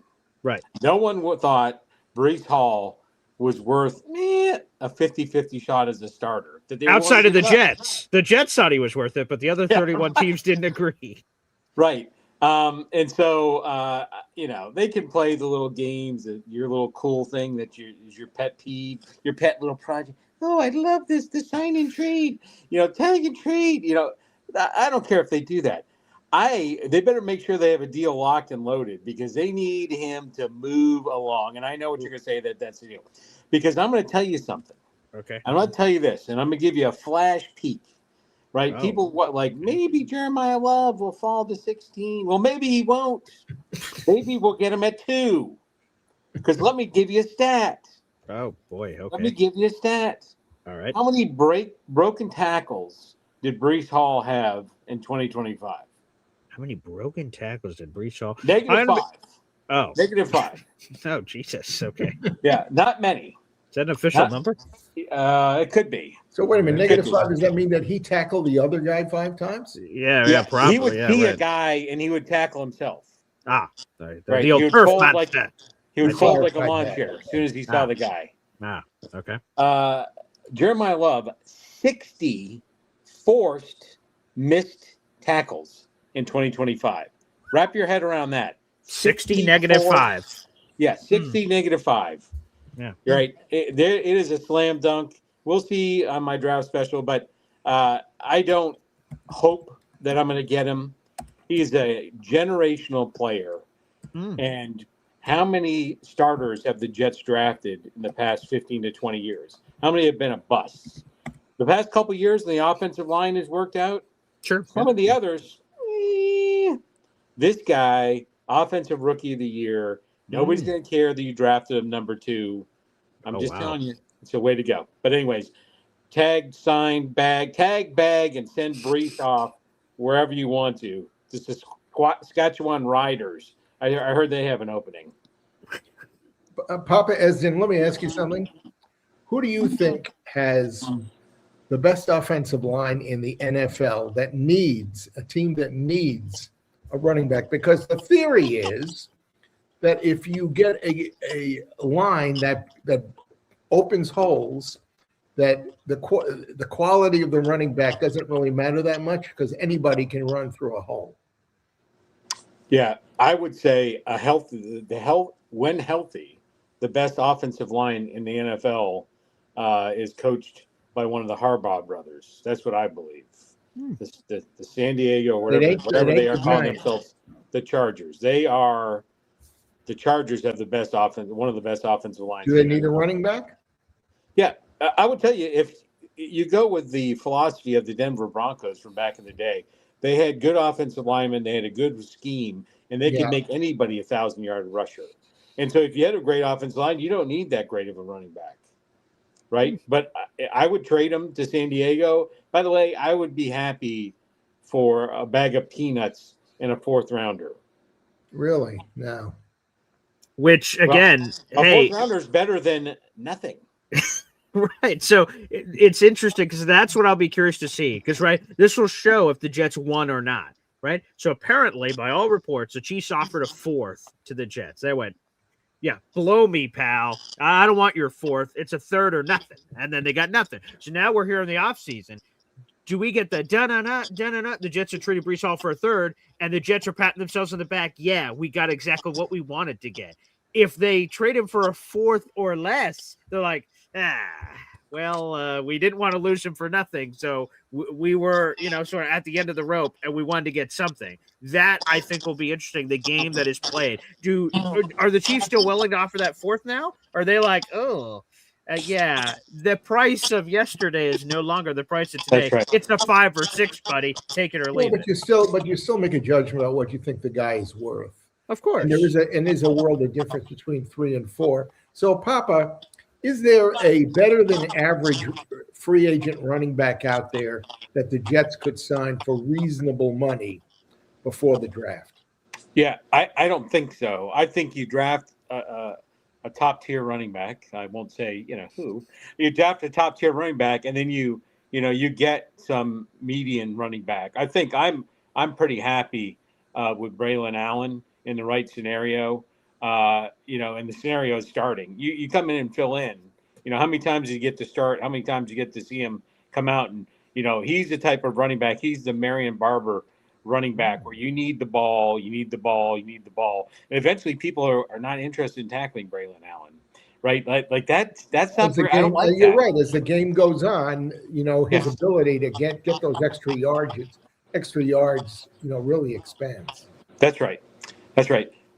I got to go, but I want to give, occasionally I'll call in and I'll give a nugget from the book. So today's nugget from the book is Weeb Eubanks is very Jimmy Johnson-like, or Jimmy Johnson is very Weeb Eubanks-like. Thank you. And I would say that, and what are you talking about? I'm talking about people gave Jimmy Johnson a lot of flack for letting, Emmitt Smith sleep during a meeting where he cut lesser players. He brought Emmett a pillow and a blanket so he could be well rested.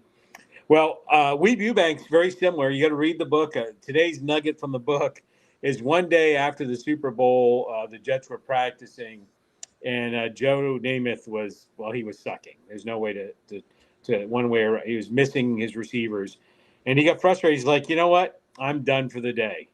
And then everybody turned to Weeb Eubanks, and he's like, practice is over. So there you go. There's the I'll nugget. give you another Weeb nugget, which I'm sure you've already seen as well. Weeb didn't want to fine any of his players. He didn't believe in fining guys, even if they screwed up, even if they were, basically intransigent in their attitude. He just didn't believe in it. And so once in a while, he would fine a guy and never expect to get paid and never demand that he get paid. Team player. Well, there you go. All right. Good Off weekend, to Mardi Gras, Daniel. boys. Off to Mardi Gras. Yeah, thanks, Pop. Appreciate that. And you have a good one. And yes, I brought your wife, which is my mother, out to dinner last night for a belated birthday dinner. She's into town, and then she's going off to Mardi Gras for New Orleans. So yes, I've never been to Mardi Gras, but it sounds like a good time. That's living life. That's for sure. So yeah, so we went out to a nice steak dinner last night. She thoroughly enjoyed it. So good. So again, happy belated birthday. Last Oswego? No, I had to go to a different town to go to a better steak joint. So I did leave Oswego. I left the lovely confines of Oswego, drove 30 to 40 minutes, which for me, I don't drive anywhere for food. But I would do it for my mother. So I brought her out to a nice steak restaurant. I took care of her. She had her lovely steak. I got some steak, and then we're all better for it. So, by the way, it's going to be 52 degrees here in Chicago today, so you might get some good weather tomorrow. Wow, that'd be great. Let me see what is the weather right now on my phone. So you say it's it's supposed to be in the 40s and 50s here. Oh, that would be well. Then all this friggin' snow is hopefully going to friggin' melt over here. Exactly. Yeah. Let me see. Hopefully, it'll be warm enough to disappear. Yeah, we have it's a high of 22 today. Tomorrow it's a high of 33. So I'm looking on the weather report. Yep, we're not getting 40 for a while for the foreseeable future. Well, apparently. I beg your pardon. I never promised you a rose garden. No, you didn't, Bob Lederer. No, you didn't. I'll try not to hold that against you. All right, everybody, let's keep rolling on the phone lines here. We got plenty of people want to call into the show. Up next is Johnny Boy. Morning, Bob. Morning, hey, Johnny. Good morning. Top of the morning, sir. Hey, do you like chicken nuggets? Do I like chicken nuggets? Yeah. I wish I could. Well, do you like nuggets? I can't say because I'm kosher and I've never had them, but I'm sure they're very good. Oh, okay. What? By the way, can you educate us? What does kosher mean? What does kosher mean? Yeah. Kosher means you can't mix meat with milk. Oh. Okay. So I can't have so a typical dinner for me will be a steak and some peas and some potatoes. Okay. But I can't, my wife cannot put any kind of a dairy product like milk into any of the products that I eat with the steak. And it also has to do, kosher does, with how they kill the cattle that becomes the steak, and the how they check the health, very high standards for the health of the cattle when it is killed. If there's any, how do you kill it? What do you mean? Like whether it's with a gun or a butchering? No, axe? it's like, well, yeah, there is a way that they kill it too, and I can't get into the particulars of that because I've never been to it. Oh, but we have a place in Iowa that is very, very renowned here and very large for a lot of the kosher meat that is produced. But, I can't have an Oscar Mayer hot dog. It's not kosher. Okay. But I can have another hot dog that has a designation on the package that it is kosher. Okay. One more question here. Yes. So you have your steak dinner that you want. Can you have a glass of milk with it? They're separate? Nope. Oh, so no milk. Okay. Now I can't, and this varies. This is really getting to minutia. Sure. Depending upon where in the world your ancestors came from, you have to wait 5, 6, 7, maybe 8 hours after you've had a meat meal before you can have any kind of dairy. What? Wow. Yeah. Okay. Wow. It's basically almost family tradition as to how long you have to wait. But here's the interesting thing. Okay. I can have a bowl of cereal with milk right now, and in about 30 to 40 minutes, I can have a meat meal if I want to. So if I have the dairy first, I'm so confused. The waiting period for the meat doesn't really last very long. But if I have the meat, I've got to wait hours before I can have anything dairy. All right. There you go. Well, thank you for the question, Johnny boy. Yeah, I've thank you, never Johnny. had God one, bless. and now we're going to find out why you wanted to know whether I've ever had them. Yeah, go ahead. Yeah, nuggies. Go ahead. Oh, just because Pops was talking about, I got a nuggie for you, a nugget. Ah, you wanted a nuggie. Okay. Well, Full circle. I can listen to nuggets. I just can't consume them. I mean, it's Okay. Friday, SmackDown's on tonight, and Yeah. so. But hey, by the way, Johnny, real quick, you will be my co-host on tomorrow's show. Is that correct? that is correct, man. I'm excited. Can't wait. Can't wait. Okay. Yeah, there it is. Jets Worldwide, youtube.com/@JetsWorldwide, baby, here on the program. So very much looking forward to it again. Not to be missed Johnny unless boy. you are observing the Sabbath. Yes, which by the way I didn't mention, mean- right? Normally it's a hop on pop Saturday. With him going to Mardi Gras, he's like, "Whoop, screw Boy Green Daily. I'm getting beads and hand grenades." So yeah, Johnny boy filling in for Pop. So he doesn't get paid tomorrow. Yeah, 100%. He's out. He's yippee skippy. So yeah, that's the reason. So we have an opening. So there you go. Last time I was on the show, we were getting yelled at, and it was a Royal Rumble. It was awesome. Yeah. So looking forward to that one. We're only a little bit away because there were some Bob requests for a Bob Lederer appearance for the Jets Espresso Club. So yes, that'll be. Let me look at the dates. So it's not this weekend.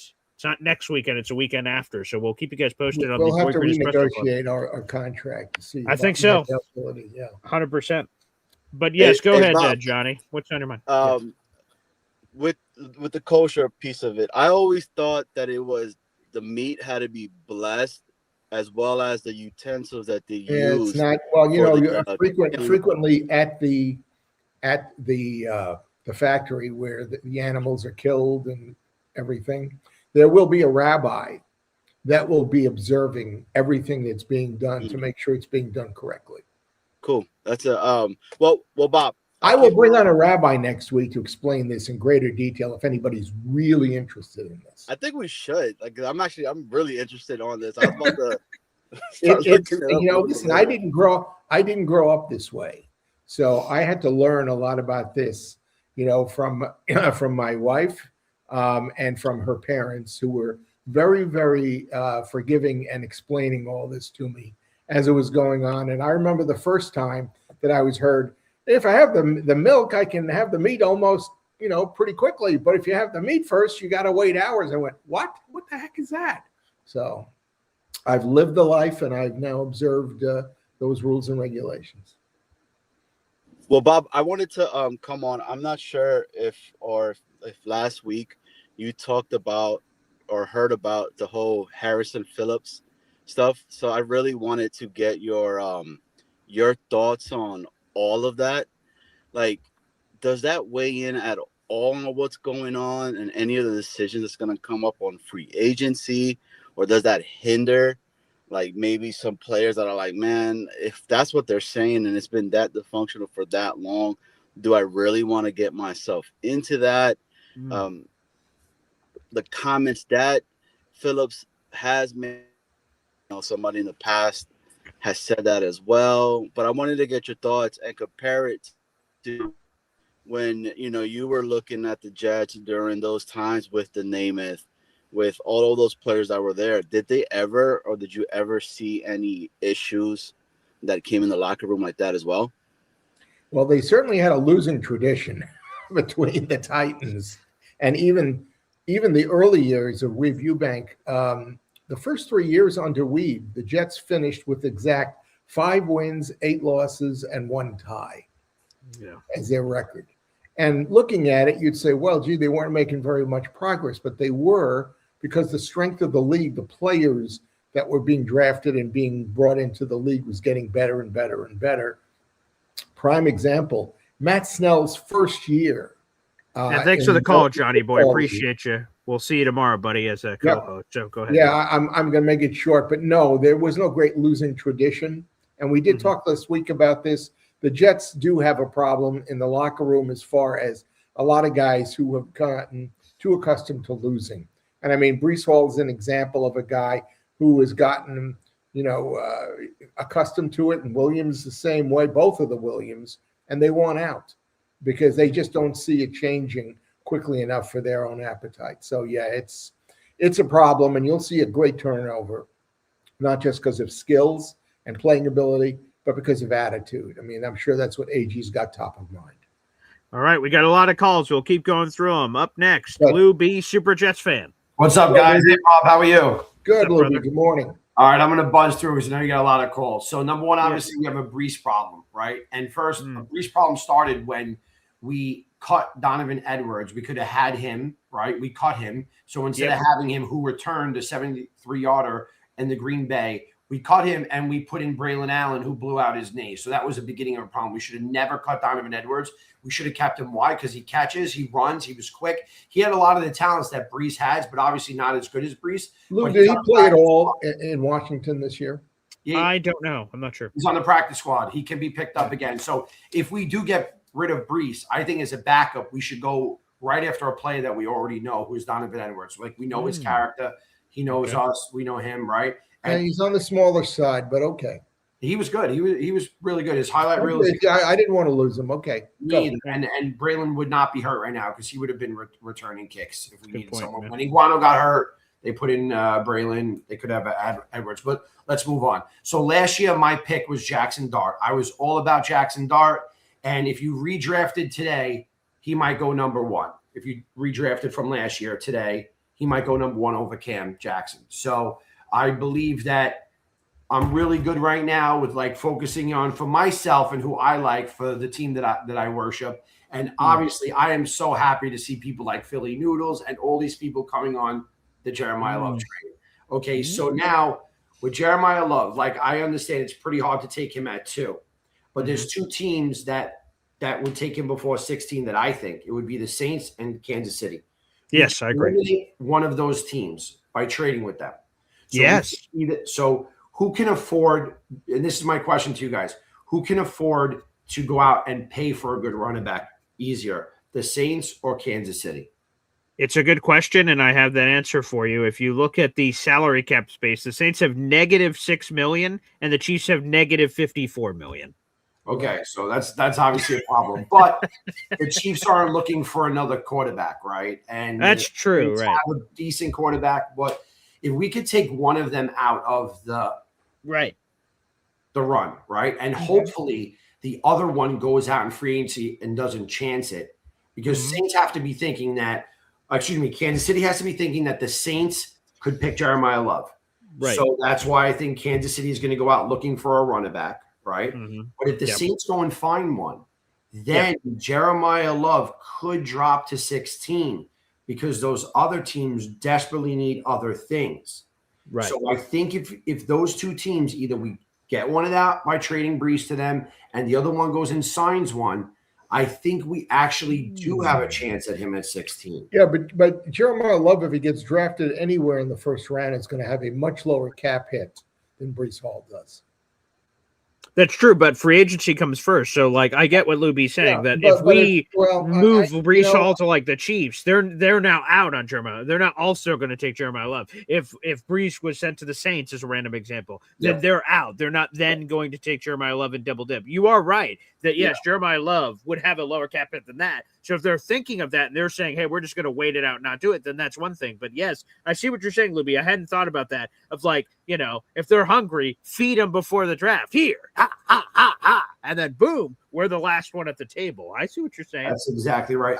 Do you guys the see only way the Jets get Jeremiah Love is if they trade out of number 2 and maybe move down 3, 4, 5 slots and then pick up like a 3rd round pick or something. Or move up from 16. Maybe. They would have to move in front of the Saints to get Jeremiah. I want to see them get more capital, not I would too. I'd prefer moving back from 2 in that particular scenario, yes. I love moving back, but obviously the Jets do have a lot of needs. I'm not blind to their other needs. Of course. But what I'm saying is if they had to trade back to get Love, you have to trade before the Saints, right? So the Titans come before the Saints, correct? Yes, the Titans are at 4, I believe. And the Titans do need things. So I do believe they want J.J. McDonald from us. He would take him tomorrow if he could.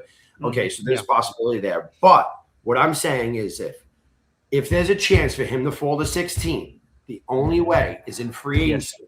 If Kansas City gets a running back, whether it's Brees or not, and the Saints get a running back, and that's the way he can, as Philly Noodle said, we will run up to the podium because Glenn believes it's a rushing league, and MVP of the Super Bowl was a running back. It is what it is. A really good running back is really important. Well, Lou B, real quick, I'm getting word in. Wait a second. Yeah. I'm getting word in that we have live footage of Lou B running up to the podium to submit the pick. Oh, we have Lou B. We have eyes on Lou B right now. He is attempting to run in the draft card. That would be me, and I will bust through every team. They will not stand a chance against me for this man. Man, you are not going to be denied here. That's You are Roger making Goodell. every effort. Poof. Yeah, look at that. Poof. Anyone in my way for this guy. This guy's an incredible wide receiver. He will score like almost one touchdown a game. Okay, we don't even have anything like him. If we could just get this guy on the team, and I know we have other needs, I hope we can get him with our second pick and not our first. Right. Oh my God, there's only two other Heisman Trophy guys in the last 10 years. That was Derrick Henry and Ashton Genty. And now you put Ashton Genty with Mendoza, they're going to be dangerous together. Yeah, they don't have an offensive line, but we actually do have a great offensive line. And my last thing is one thing Pop said, what Denver used to do. They used to build that offensive line up. I was at those two Super Bowls with Terrell Davis. I remember what a great offensive line to do. And then there was Gary Anderson. I was at those Super Bowls. But when you have a running back like Terrell Davis, it changes everything. 100%. Different. They had a running back by committee, and they all were very good. I understand Because of the line, and the we have it, Bob. We have the line. You can get both, and then bring back AVT. If you plan to go after a good running back, bring back AVT. Well, I don't think we have the line until as you just bring up the fact that we have to make a decision AVT about or Johnny Simpson and AVT. If you go for the running game, you would try to bring back AVT because he's really good at that. Yeah. So, it's a plan. And once again, Glenn believes it's a rushing league. And we obviously know he's very, very stubborn. So, I don't know. I just think that free agency can dictate whether we have a chance at this guy at 16 or not. I think you're right. It's a good plan. Lou B, you're the best, baby. Hey, guys. Good weekend. There he is, Lou B, Super Jets fan. Good thoughts. Yeah, let's keep this train rolling. Hey, let's go to some fresh meat here on the show. This is a new guy. Anthony joins us here on the show. What's up, Anthony? What up, BG? How you doing, brother? Hey, I'm doing great. Good Thanks morning, for calling Anthony. in. Morning, gentlemen. I just want to say congratulations to the Seahawks for busting Drake May's ass. Yeah. Making him look exactly how we all knew he was. Horrible.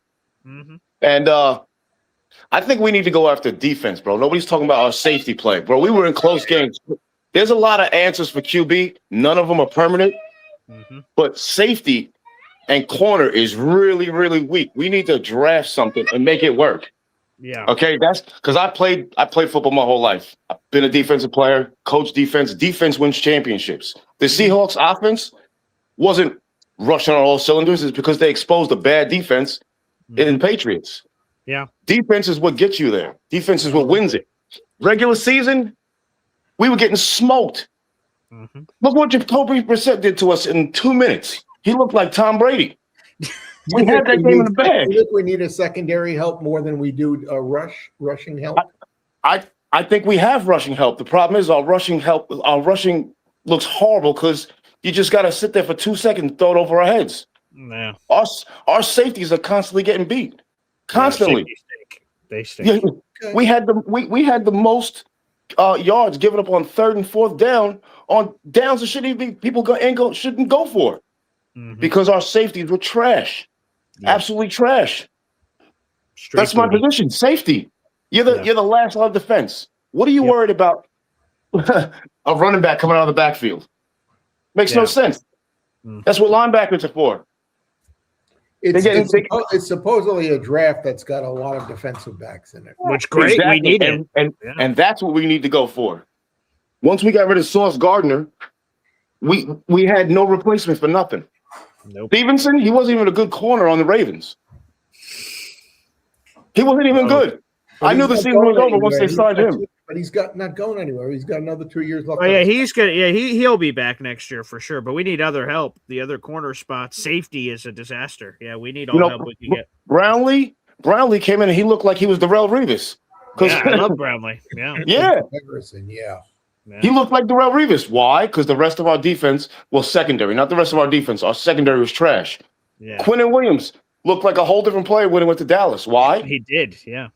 Yeah, he didn't do nothing for us. That's why he was such an easy trade. Because he couldn't. He couldn't. Everything he did good looked horrible because our secondary is getting blown out. True. That should help. Blown out. It's sad. Yeah. It was sad. And AG being a defensive coach and a corner itself, I don't know how he's not addressing that. I really don't. Well, one of my concerns this week as they've filled their coaching slots has been, we know what the concepts are and what they want to do on offense, but I haven't really seen what's really the scheme and what are they going to do on defense. I don't know. Because they don't have a scheme because they have nobody to run it. No matter what scheme we choose, we don't have anybody to run it. Aaron Glenn apparently likes to blitz a lot. Hey, but you got to have the players to blitz. You got to have a secondary to blitz. You got to have corners and safeties that can cover. Yep. Linebackers. Our linebackers were terrible too. Sherwood, I don't know how Sherwood started, but I ain't even gonna lie to you. Brutal. He went from not even playing to the Mike linebacker. That is crazy. That is nuts. He went in from situational to literally being our starter, which was sick. I went to a lot of games. I was leaving at halftime. It's hard to blame you for that effort we're getting on defense. They need to totally overhaul the unit, man. They need to totally overhaul the whole secondary needs to be fired. They need to get application for McDonald's. And we need to go get somebody else. Straight up, because they couldn't stop anything. I appreciate your brutal honesty, Anthony. That's much needed on this show. I think our defensive line is going to be much improved. Our D line, our O line, offense isn't that bad. We weren't getting beat 56-0. Our offense wasn't that bad. I mean, compared to who we were playing, I mean, look at the scores. 58 yards through the air, like for 3 or 4 different games. But how many games did we not score touchdowns? We're just putting up field goals. I don't. You know what I'm saying? I don't think we. How many games did we not let other teams score touchdowns? They were only putting up field goals. But at the end of the game, all of a sudden, out of nowhere, in the fourth quarter, they're looking like they're just coming down the field. It's the fourth quarter when you're losing big is garbage time. You know that. 100%. But if you got a secondary, it wouldn't get to that point. Yeah, I guess that's true. I would love a better secondary, so hopefully we could get it this offseason. Anthony, keep speaking it into existence, my friend. We need to. BG, keep doing your thing, brother. Love you. Appreciate you. Great. Some fresh meat here on the show. Again, whether you are a first-time caller or a long-time caller, all are welcome here on Boy Green Daily. So shout out to Anthony, and he's got beautiful kids over there. So shout out Anthony. Awesome. Thank you so much for jumping on the program. Appreciate you guys out there in the audience. All right, next caller up, it's Carl. Hey, how you doing, BG? How you doing, Bob? Yeah, look at that. Anyway, we keep talking about all the choices, even though they're not good at quarterback. Yeah. I don't know how many quarterbacks want to actually come to the Jets. I've heard Kyler Murray doesn't want to come to the Jets. I don't know about Derek Carr. I don't think Kirk Cousins wants to come to the Jets. So I don't think we're going to have as much choice as people think. And I think we might wind up with Marcus Mariota. I think that might happen. You know, we're talking like, hey, we can just pick one of these guys. They have to want to come here too, and I don't know if they want. I don't know if they want to come here. And as far as running back, I was talking about this the other day. I think a lot of people look at Brees like, you know, they make him out to be a little bit more than he actually is.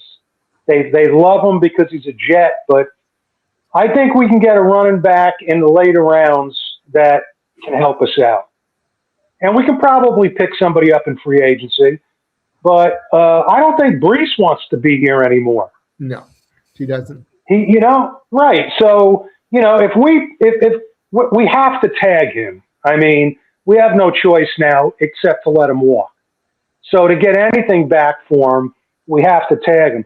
We might wind up with a 5th-round draft pick for him because I think we think more of Brees than other teams do.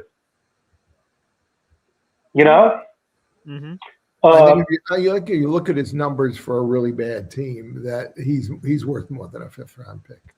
They may have I know, but teams know the situation we're in. I don't know if we want to pay him $14 million a year. No, I don't think he wants to come. I don't think he'll negotiate with us for an extension on his contract. I don't either. I think he's going to hit. I think he's going to hit free agency. By the way, can I get to your quarterback observation? Sure. I think that Frank Reich changes the conversation as far as acceptability of coming to play here, even if it's just for a year. I hope so. Bob, I have a little something for you. I'm not going to give it to you, but because you're a Super Bowl aficionado, I'm going to show you this little football that I have. It's a collection of 4. Yeah. Can you see it? Yes, I can. 1963 to 2003, 4 decades of Jets football from Hess gas station. Mm-hmm. And then on the other side, we have Super Bowl III, January 12, 69, Orange Bowl. 3 days before the Super Bowl, Broadway Joe Namath told the audience, we're going to win Sunday. I guarantee it. Mm-hmm. Now, I've got, this was 4 decades, so I just happen to notice that I have it up on a shelf. I don't pay that much attention to them.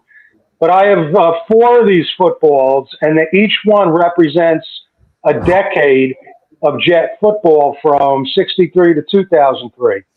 And, knowing you're a Super Bowl III lover, aficionado, whatever you want to call it, I thought you might like to see that. That's pretty cool. I do. I just want to say this, Carl. I love when you get a chance to show a lot of this stuff from your.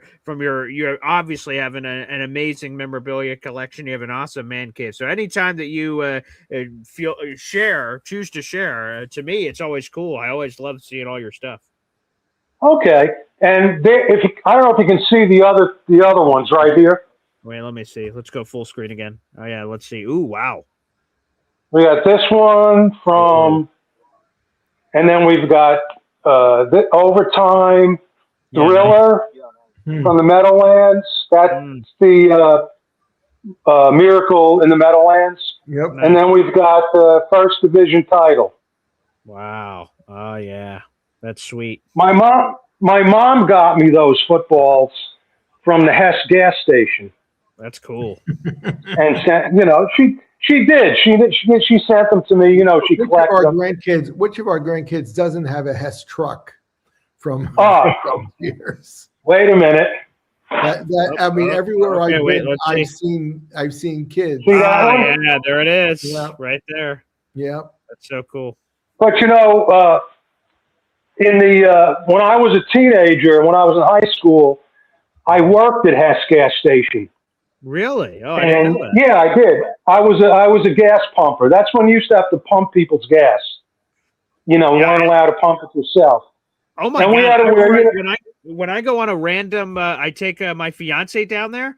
I go out to pump my own gas because that's what you have to do in New York. And then there's some guy that runs up, and goes, "Whoa! Like, get back in the car, man!" I'm like, "What? What's going on?" So, talking about New Jersey. In New Jersey, you're not allowed to pump. They're not allowed to pump gas. Oh. Well, your own gas, but in New York you still can. But anyway, those were the days when we used to walk around with a big sack of money over here.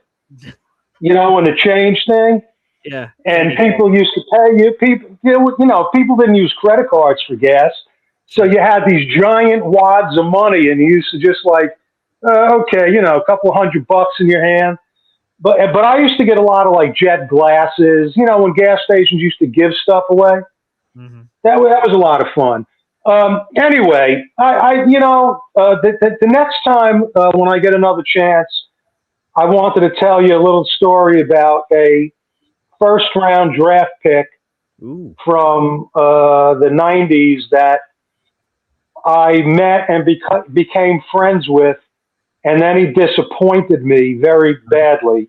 Oh. And his name was Quentin Coples. Oh yes, 2016 North Carolina product. Oh my goodness! I'll tell you the story about that. And anyway, listen. sometimes I like to just break the monotony and, just go in a different direction. And I always love seeing Bob. Yeah. And yeah, thanks, Carl. yeah. So anyway, have a good weekend, guys. You too. I can't wait to hear that story. Yeah, Quentin Copels. I remember when Rex Ryan drafted him that year. Yeah, I think that was 2016. Everybody said, "Well, why did you draft this other guy?" Well, we liked him better, and turned out to be a big mistake. Well, the story from that draft that we hear is the Jets wanted this kid named Bruce Irvin, who is a West Virginia product, and there's a lot of hot and heavy rumors that day in the draft, and he went one pick before the Jets to the Seattle Seahawks, and Seattle caught a lot of flack because a lot of draft experts were like, this is a third-round pick. Why are you taking him here at 15? And they say that Rex scrambled, like, geez, they took my guy. All right, I guess I'll take Quentin Copels. And that was the pivot that apparently he made, is what the draft stories say. So that's a forever story there. But good, I can't wait to hear. Good. What a Carl tease, where a caller calls into our show, gives us a tease for the next time he calls in. I thought that's what we're supposed to do to the viewers. So BG I like that featuring Carl. Reversal. Yeah, 100%. Hell, I'd do that any day. He's got a wonderful collection over there. That's terrific. All right, let's go back to the phone lines. Are you a fan of the band In Sync, Bob Lederer? Because here we go. Bye, bye, bye. But Brees, what the? Okay, here we go. Oh my God. He's returned. Yeah. Good morning, gentlemen. First of all, I had to chuckle when you guys talked about kosher food. Yeah. And the way that a cattle is killed. Because can you tell us how it's done? Yeah, can you give me some rules? I don't understand. I live with a rabbi, so it's pretty interesting. So she gets to bless the food then?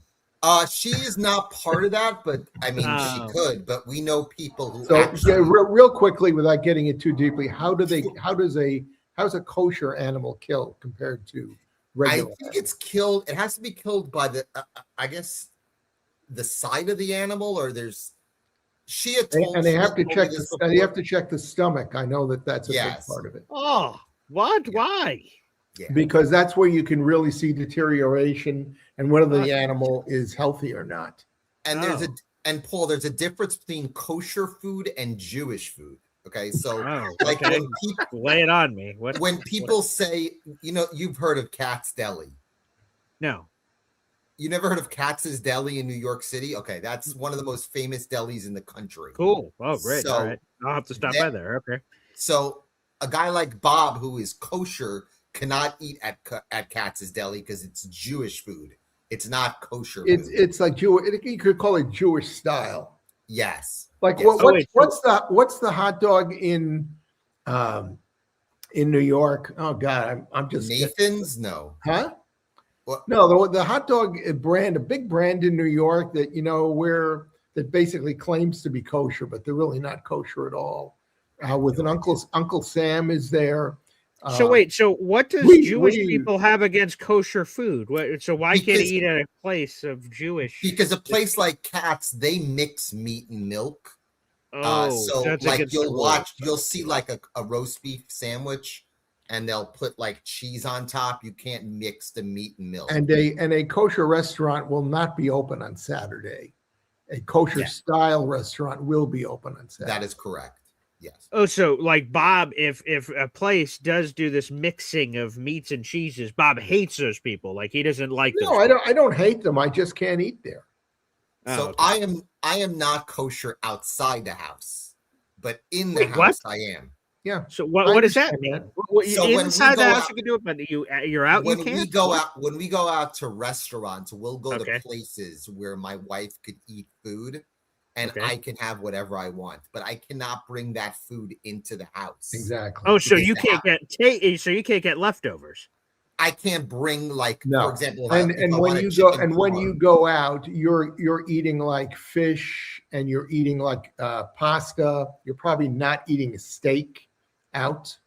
I'll eat steak out, but I'll go out, we'll go to a place and I'll maybe have like a chicken parm outside the house, but I will not bring it into the house. Okay, so you go out and you order chicken parm. Now you bring it back to your front door, and you have to No, you scarf it cannot down bring it before back. you step inside. No doggy bag. No doggy, doggy bag. No, yeah, but do you like if you get the doggy bag, like on your sidewalk, can you scarf down the No rest doggy before bag. you go You into your don't. house? You don't take the doggy bag. You don't take the doggy bag, Paul. Not even for the restaurant? What if you like eat it in your car? Nope. Like, isn't that still allowed? Oh, that's against the rules. Ah, jeez. My wife actually you screw up your car if you eat it in the car. And then you can't go in your car anymore. I see. No, you can go in the car. You just can't eat anything in the car like that. Yeah. Oh, my wife actually has converted people into Judaism. That's what she's done as well. So we have. So what do really you have good- to do to bless the food or drink? What does she have to say? A prayer? Sprinkle some holy water on it? What has to happen here? Very cute. I like that. No, I'm well, dead he's serious. serious. You have to like exercise the lot. demons He's or something? serious. Or what? I don't understand. Yeah, because someone said a rabbi has to bless something. What a does that mean? rabbi there has to be like supervision at a restaurant. Right. So like if you go to a restaurant that's a kosher restaurant, a rabbi is there to basically supervise the intake of the food or how the food is being distributed or how the food is being made. Unfortunately, if you go to a kosher restaurant, or even if you go like to a kosher butcher, prices are nearly like double. They're ridiculous. It's so expensive Because they the guy has charge to an watch up- them do it. Well, yeah. You're paying not only everything else that you have to pay in that butcher, but you have to pay someone, the rabbi, to observe it and to watch that everything. You gotta pay the rabbi? You do. You pay have the to rabbi. pay the rabbi. I actually What the know heck? somebody who actually does that. Yes. Well, there's not just like a rabbi on call that's like, hey, this is There's like, a you know. I took when I was in New York about, I don't know, 5-10 years ago, and I had some good friends, and I said, let's go out to dinner. And they said, you pick the restaurant. So I took them to a kosher restaurant, and everything was fine until it was time to have coffee at the end. And he said, can I get some milk for my coffee? And the owner said, no, you can't have regular milk. We'll give you a parv milk. You can give that you you can parv put in milk. your coffee, but you can't have regular milk. But wait a second. So if I break a law and they tell me, sir, if you can't afford an attorney, one will be provided for you. If I can't afford a rabbi, one cannot be provided for me. So then it is my food is left unblessed. Listen, you and Alon and I are going to have to go out for dinner, and we'll go over everything point by point. Blessed be he. Yes, Blessed be course. he. And I'd love to find out exactly from your wife, who can explain it way better than me. She could definitely explain it. She actually has taught. But it's but it is, as far as the steak and that sort of thing, it's the way it's killed and the inspection process that they check to make that the animal is healthy and doesn't have any kind of injury or fallibilities. So there's a restaurant here. Final comment on this. There's a restaurant here in Dallas that's a kosher meat restaurant. So it is supervised by a rabbi who goes there and supervise the way it is prepared and it is being made. That's the bottom line. Yep. Now on to the Jets. I do get a chuckle of Jet fans talking about Jeremiah Love when we just won 3 games. It's kind of funny. This defense is, I'll be nice, it's putrid. Oh, and that's people nice. are talking about bringing in a running back and trying to trade up for a running back when this defense is junior high school level. It's kind of comical. It's comical. And I love Jeremiah Love. I am not trading up for Jeremiah Love. I am not taking Jeremiah Love at 2. If he fell to 16, which I do not think it will happen, maybe I would take him there. But yeah, I'm not trading up or trading back to get a running back. I'm not. And I loved Ashton Genty last year, and I would have taken him if he was there at 7 because I thought he was the best player in the draft. He went to a situation where the Raiders have no offensive line, but that's the bottom line. As far as Brees is concerned, if you put a gun to Darren Muji's head, if he had a do-over, he would have traded Brees Hall at the deadline. Now this has become an absolute headache. Again, if I'm the Chiefs and Darren Muji calls about Brees Hall, I would say, here's a 6. Oh no, absolutely. But Well, here's the they say thing. that, but he's Chiefs worth more. right now hold all the cards. But they're not They the only hold team all the that wants cards. him. But they're not What? the only team that wants him. If Okay. they were, they I would. would If be shocked if they get a 3 for Brees Hall. Shocked. I'm going to be honest. I don't disagree. I'm with you not on sure. Yeah, right. No. On that point, I'm not sure. It's going to be interesting to see how that plays out. Because, right, if you're the Chiefs, I am curious if bling, the Jets are so jerkish. I mentioned the deadline. Hey, it's a 3 or nothing, buddy. And the Chiefs are like, come on, we're at 4. Can we work this out? Like nothing. And then nothing happened. And then for the Jets to call you back ahead of this tag deadline, say, hey, is that 4 still available? And they're like, you know what? 5 is available or 6 available, like less is available because you didn't take the deal. And then I'm curious, are there any other teams that are in the Brees Hall mix? Does that raise the price? What happens? I'm not sure. There will not be one team that will offer the Jets a 3 for Brees Hall. Not one. You don't think so? Wow. No, absolutely not. What's the highest that someone will offer for Brees? I don't even know if they'll get the 4. Honestly, if you really look at the free agent running backs with Walker and ETN and Algier, but Brees is perceived as the best according to all these different I'm rankings. Not trading again. You can. I think teams realize that Brees does not want to be a Jet. Okay, so why would they overpay for a guy like that? Again, the Jets are going to hold Brees hostage. It's obvious. Well, that's what I'm saying, right? You They say are. he doesn't want to There be is one. no Well, they have a tag, so they can hold him hostage. I like Brees Hall. Okay, I think Brees Hall post injury a few years ago is not the same player. Okay, Brees is a fine running back. I guess I'll say he's in the bottom half of the top half of he'll be I'll say he's between the 10th to the 15th best running back in the league, maybe. I don't think he's a top 10 running back in the league anymore. I don't. Okay. Not top 10? I don't think he's a top 10 running back in the league. I do not. I think the Jets should have taken the 4 from the Chiefs at the deadline. They should have. And I think they'll rue the day that they didn't. Again, if I'm the Chiefs, I would lowball the Jets because I know I can go sign Kenneth Walker and not give up anything. They could do that. Or they could fall in love with Jeremiah Love and he could fall to them at 9 and tell the Jets to kick rocks. The Jets are not in a good position here with Brees Hall. They might play it different ways and transition tag him and all they want.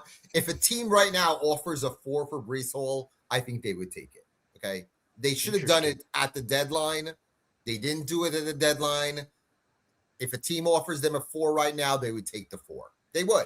And I think you're right. I think you're right. Yes.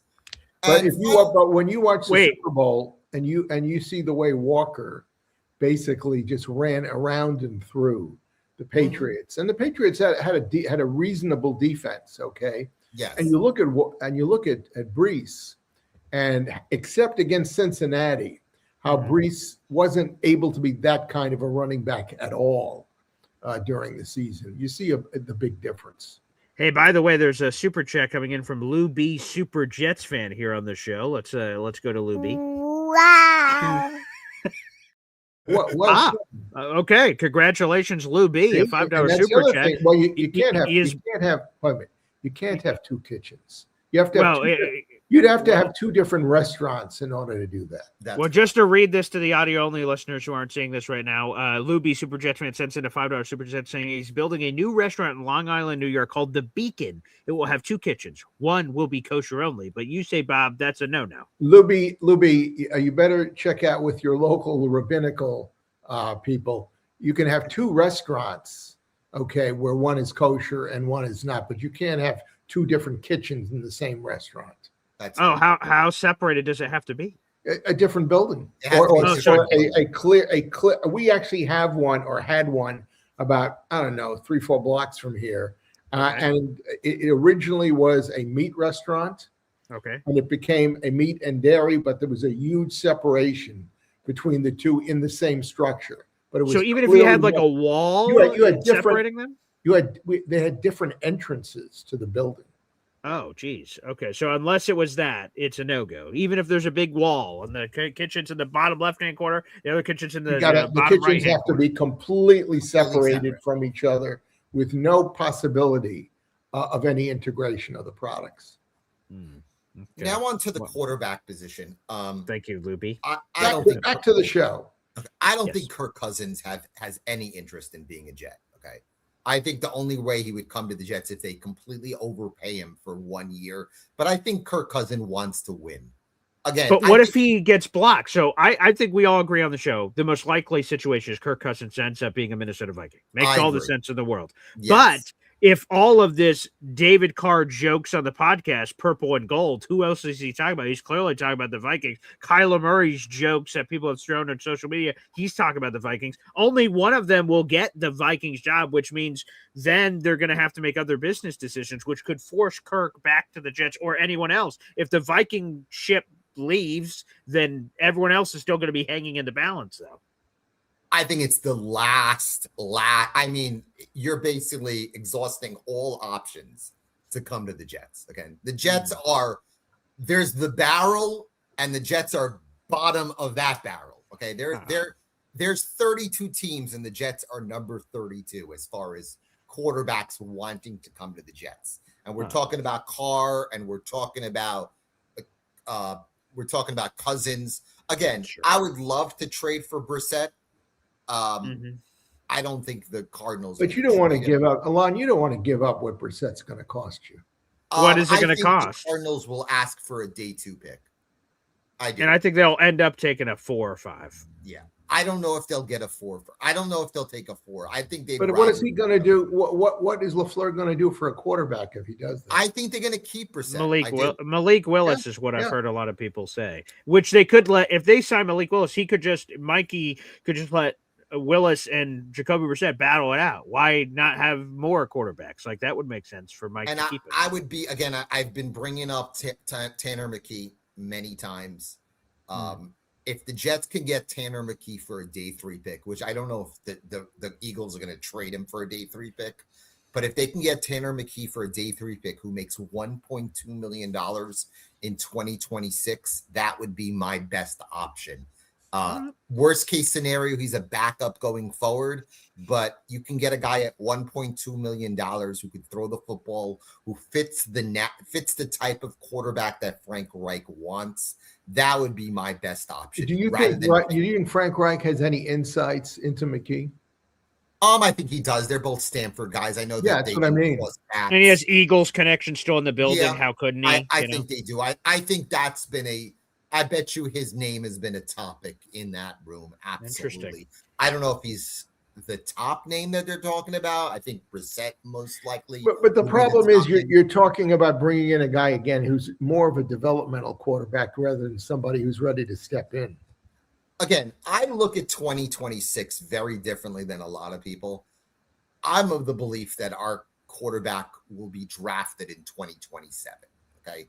I think that's where our next franchise quarterback. I agree. That's why when I listen to guys who are like, "Oh, I will trade up for Ty Simpson," please don't. Okay, don't. I think Ty Simpson is a fine developmental quarterback. Best scenario for him is to go sit behind Stafford for a year in LA. Let him go there. I have no interest in him coming here. I don't want to trade for him. I don't want to draft him at 16. It makes no sense. Would you take a flyer on Nussmeier day 3? I don't think he's gonna make it to day 3. I think he'll be a mid to late day 2 guy. I would take him if you trade back from 33 and maybe you can draft him in the 60s or 70s. Again, I would rather just go all in on defense in this draft. Try to build up your defense, see what that's the kind of draft it is too. Yeah, that's what they need to do. I don't want to draft offensive players.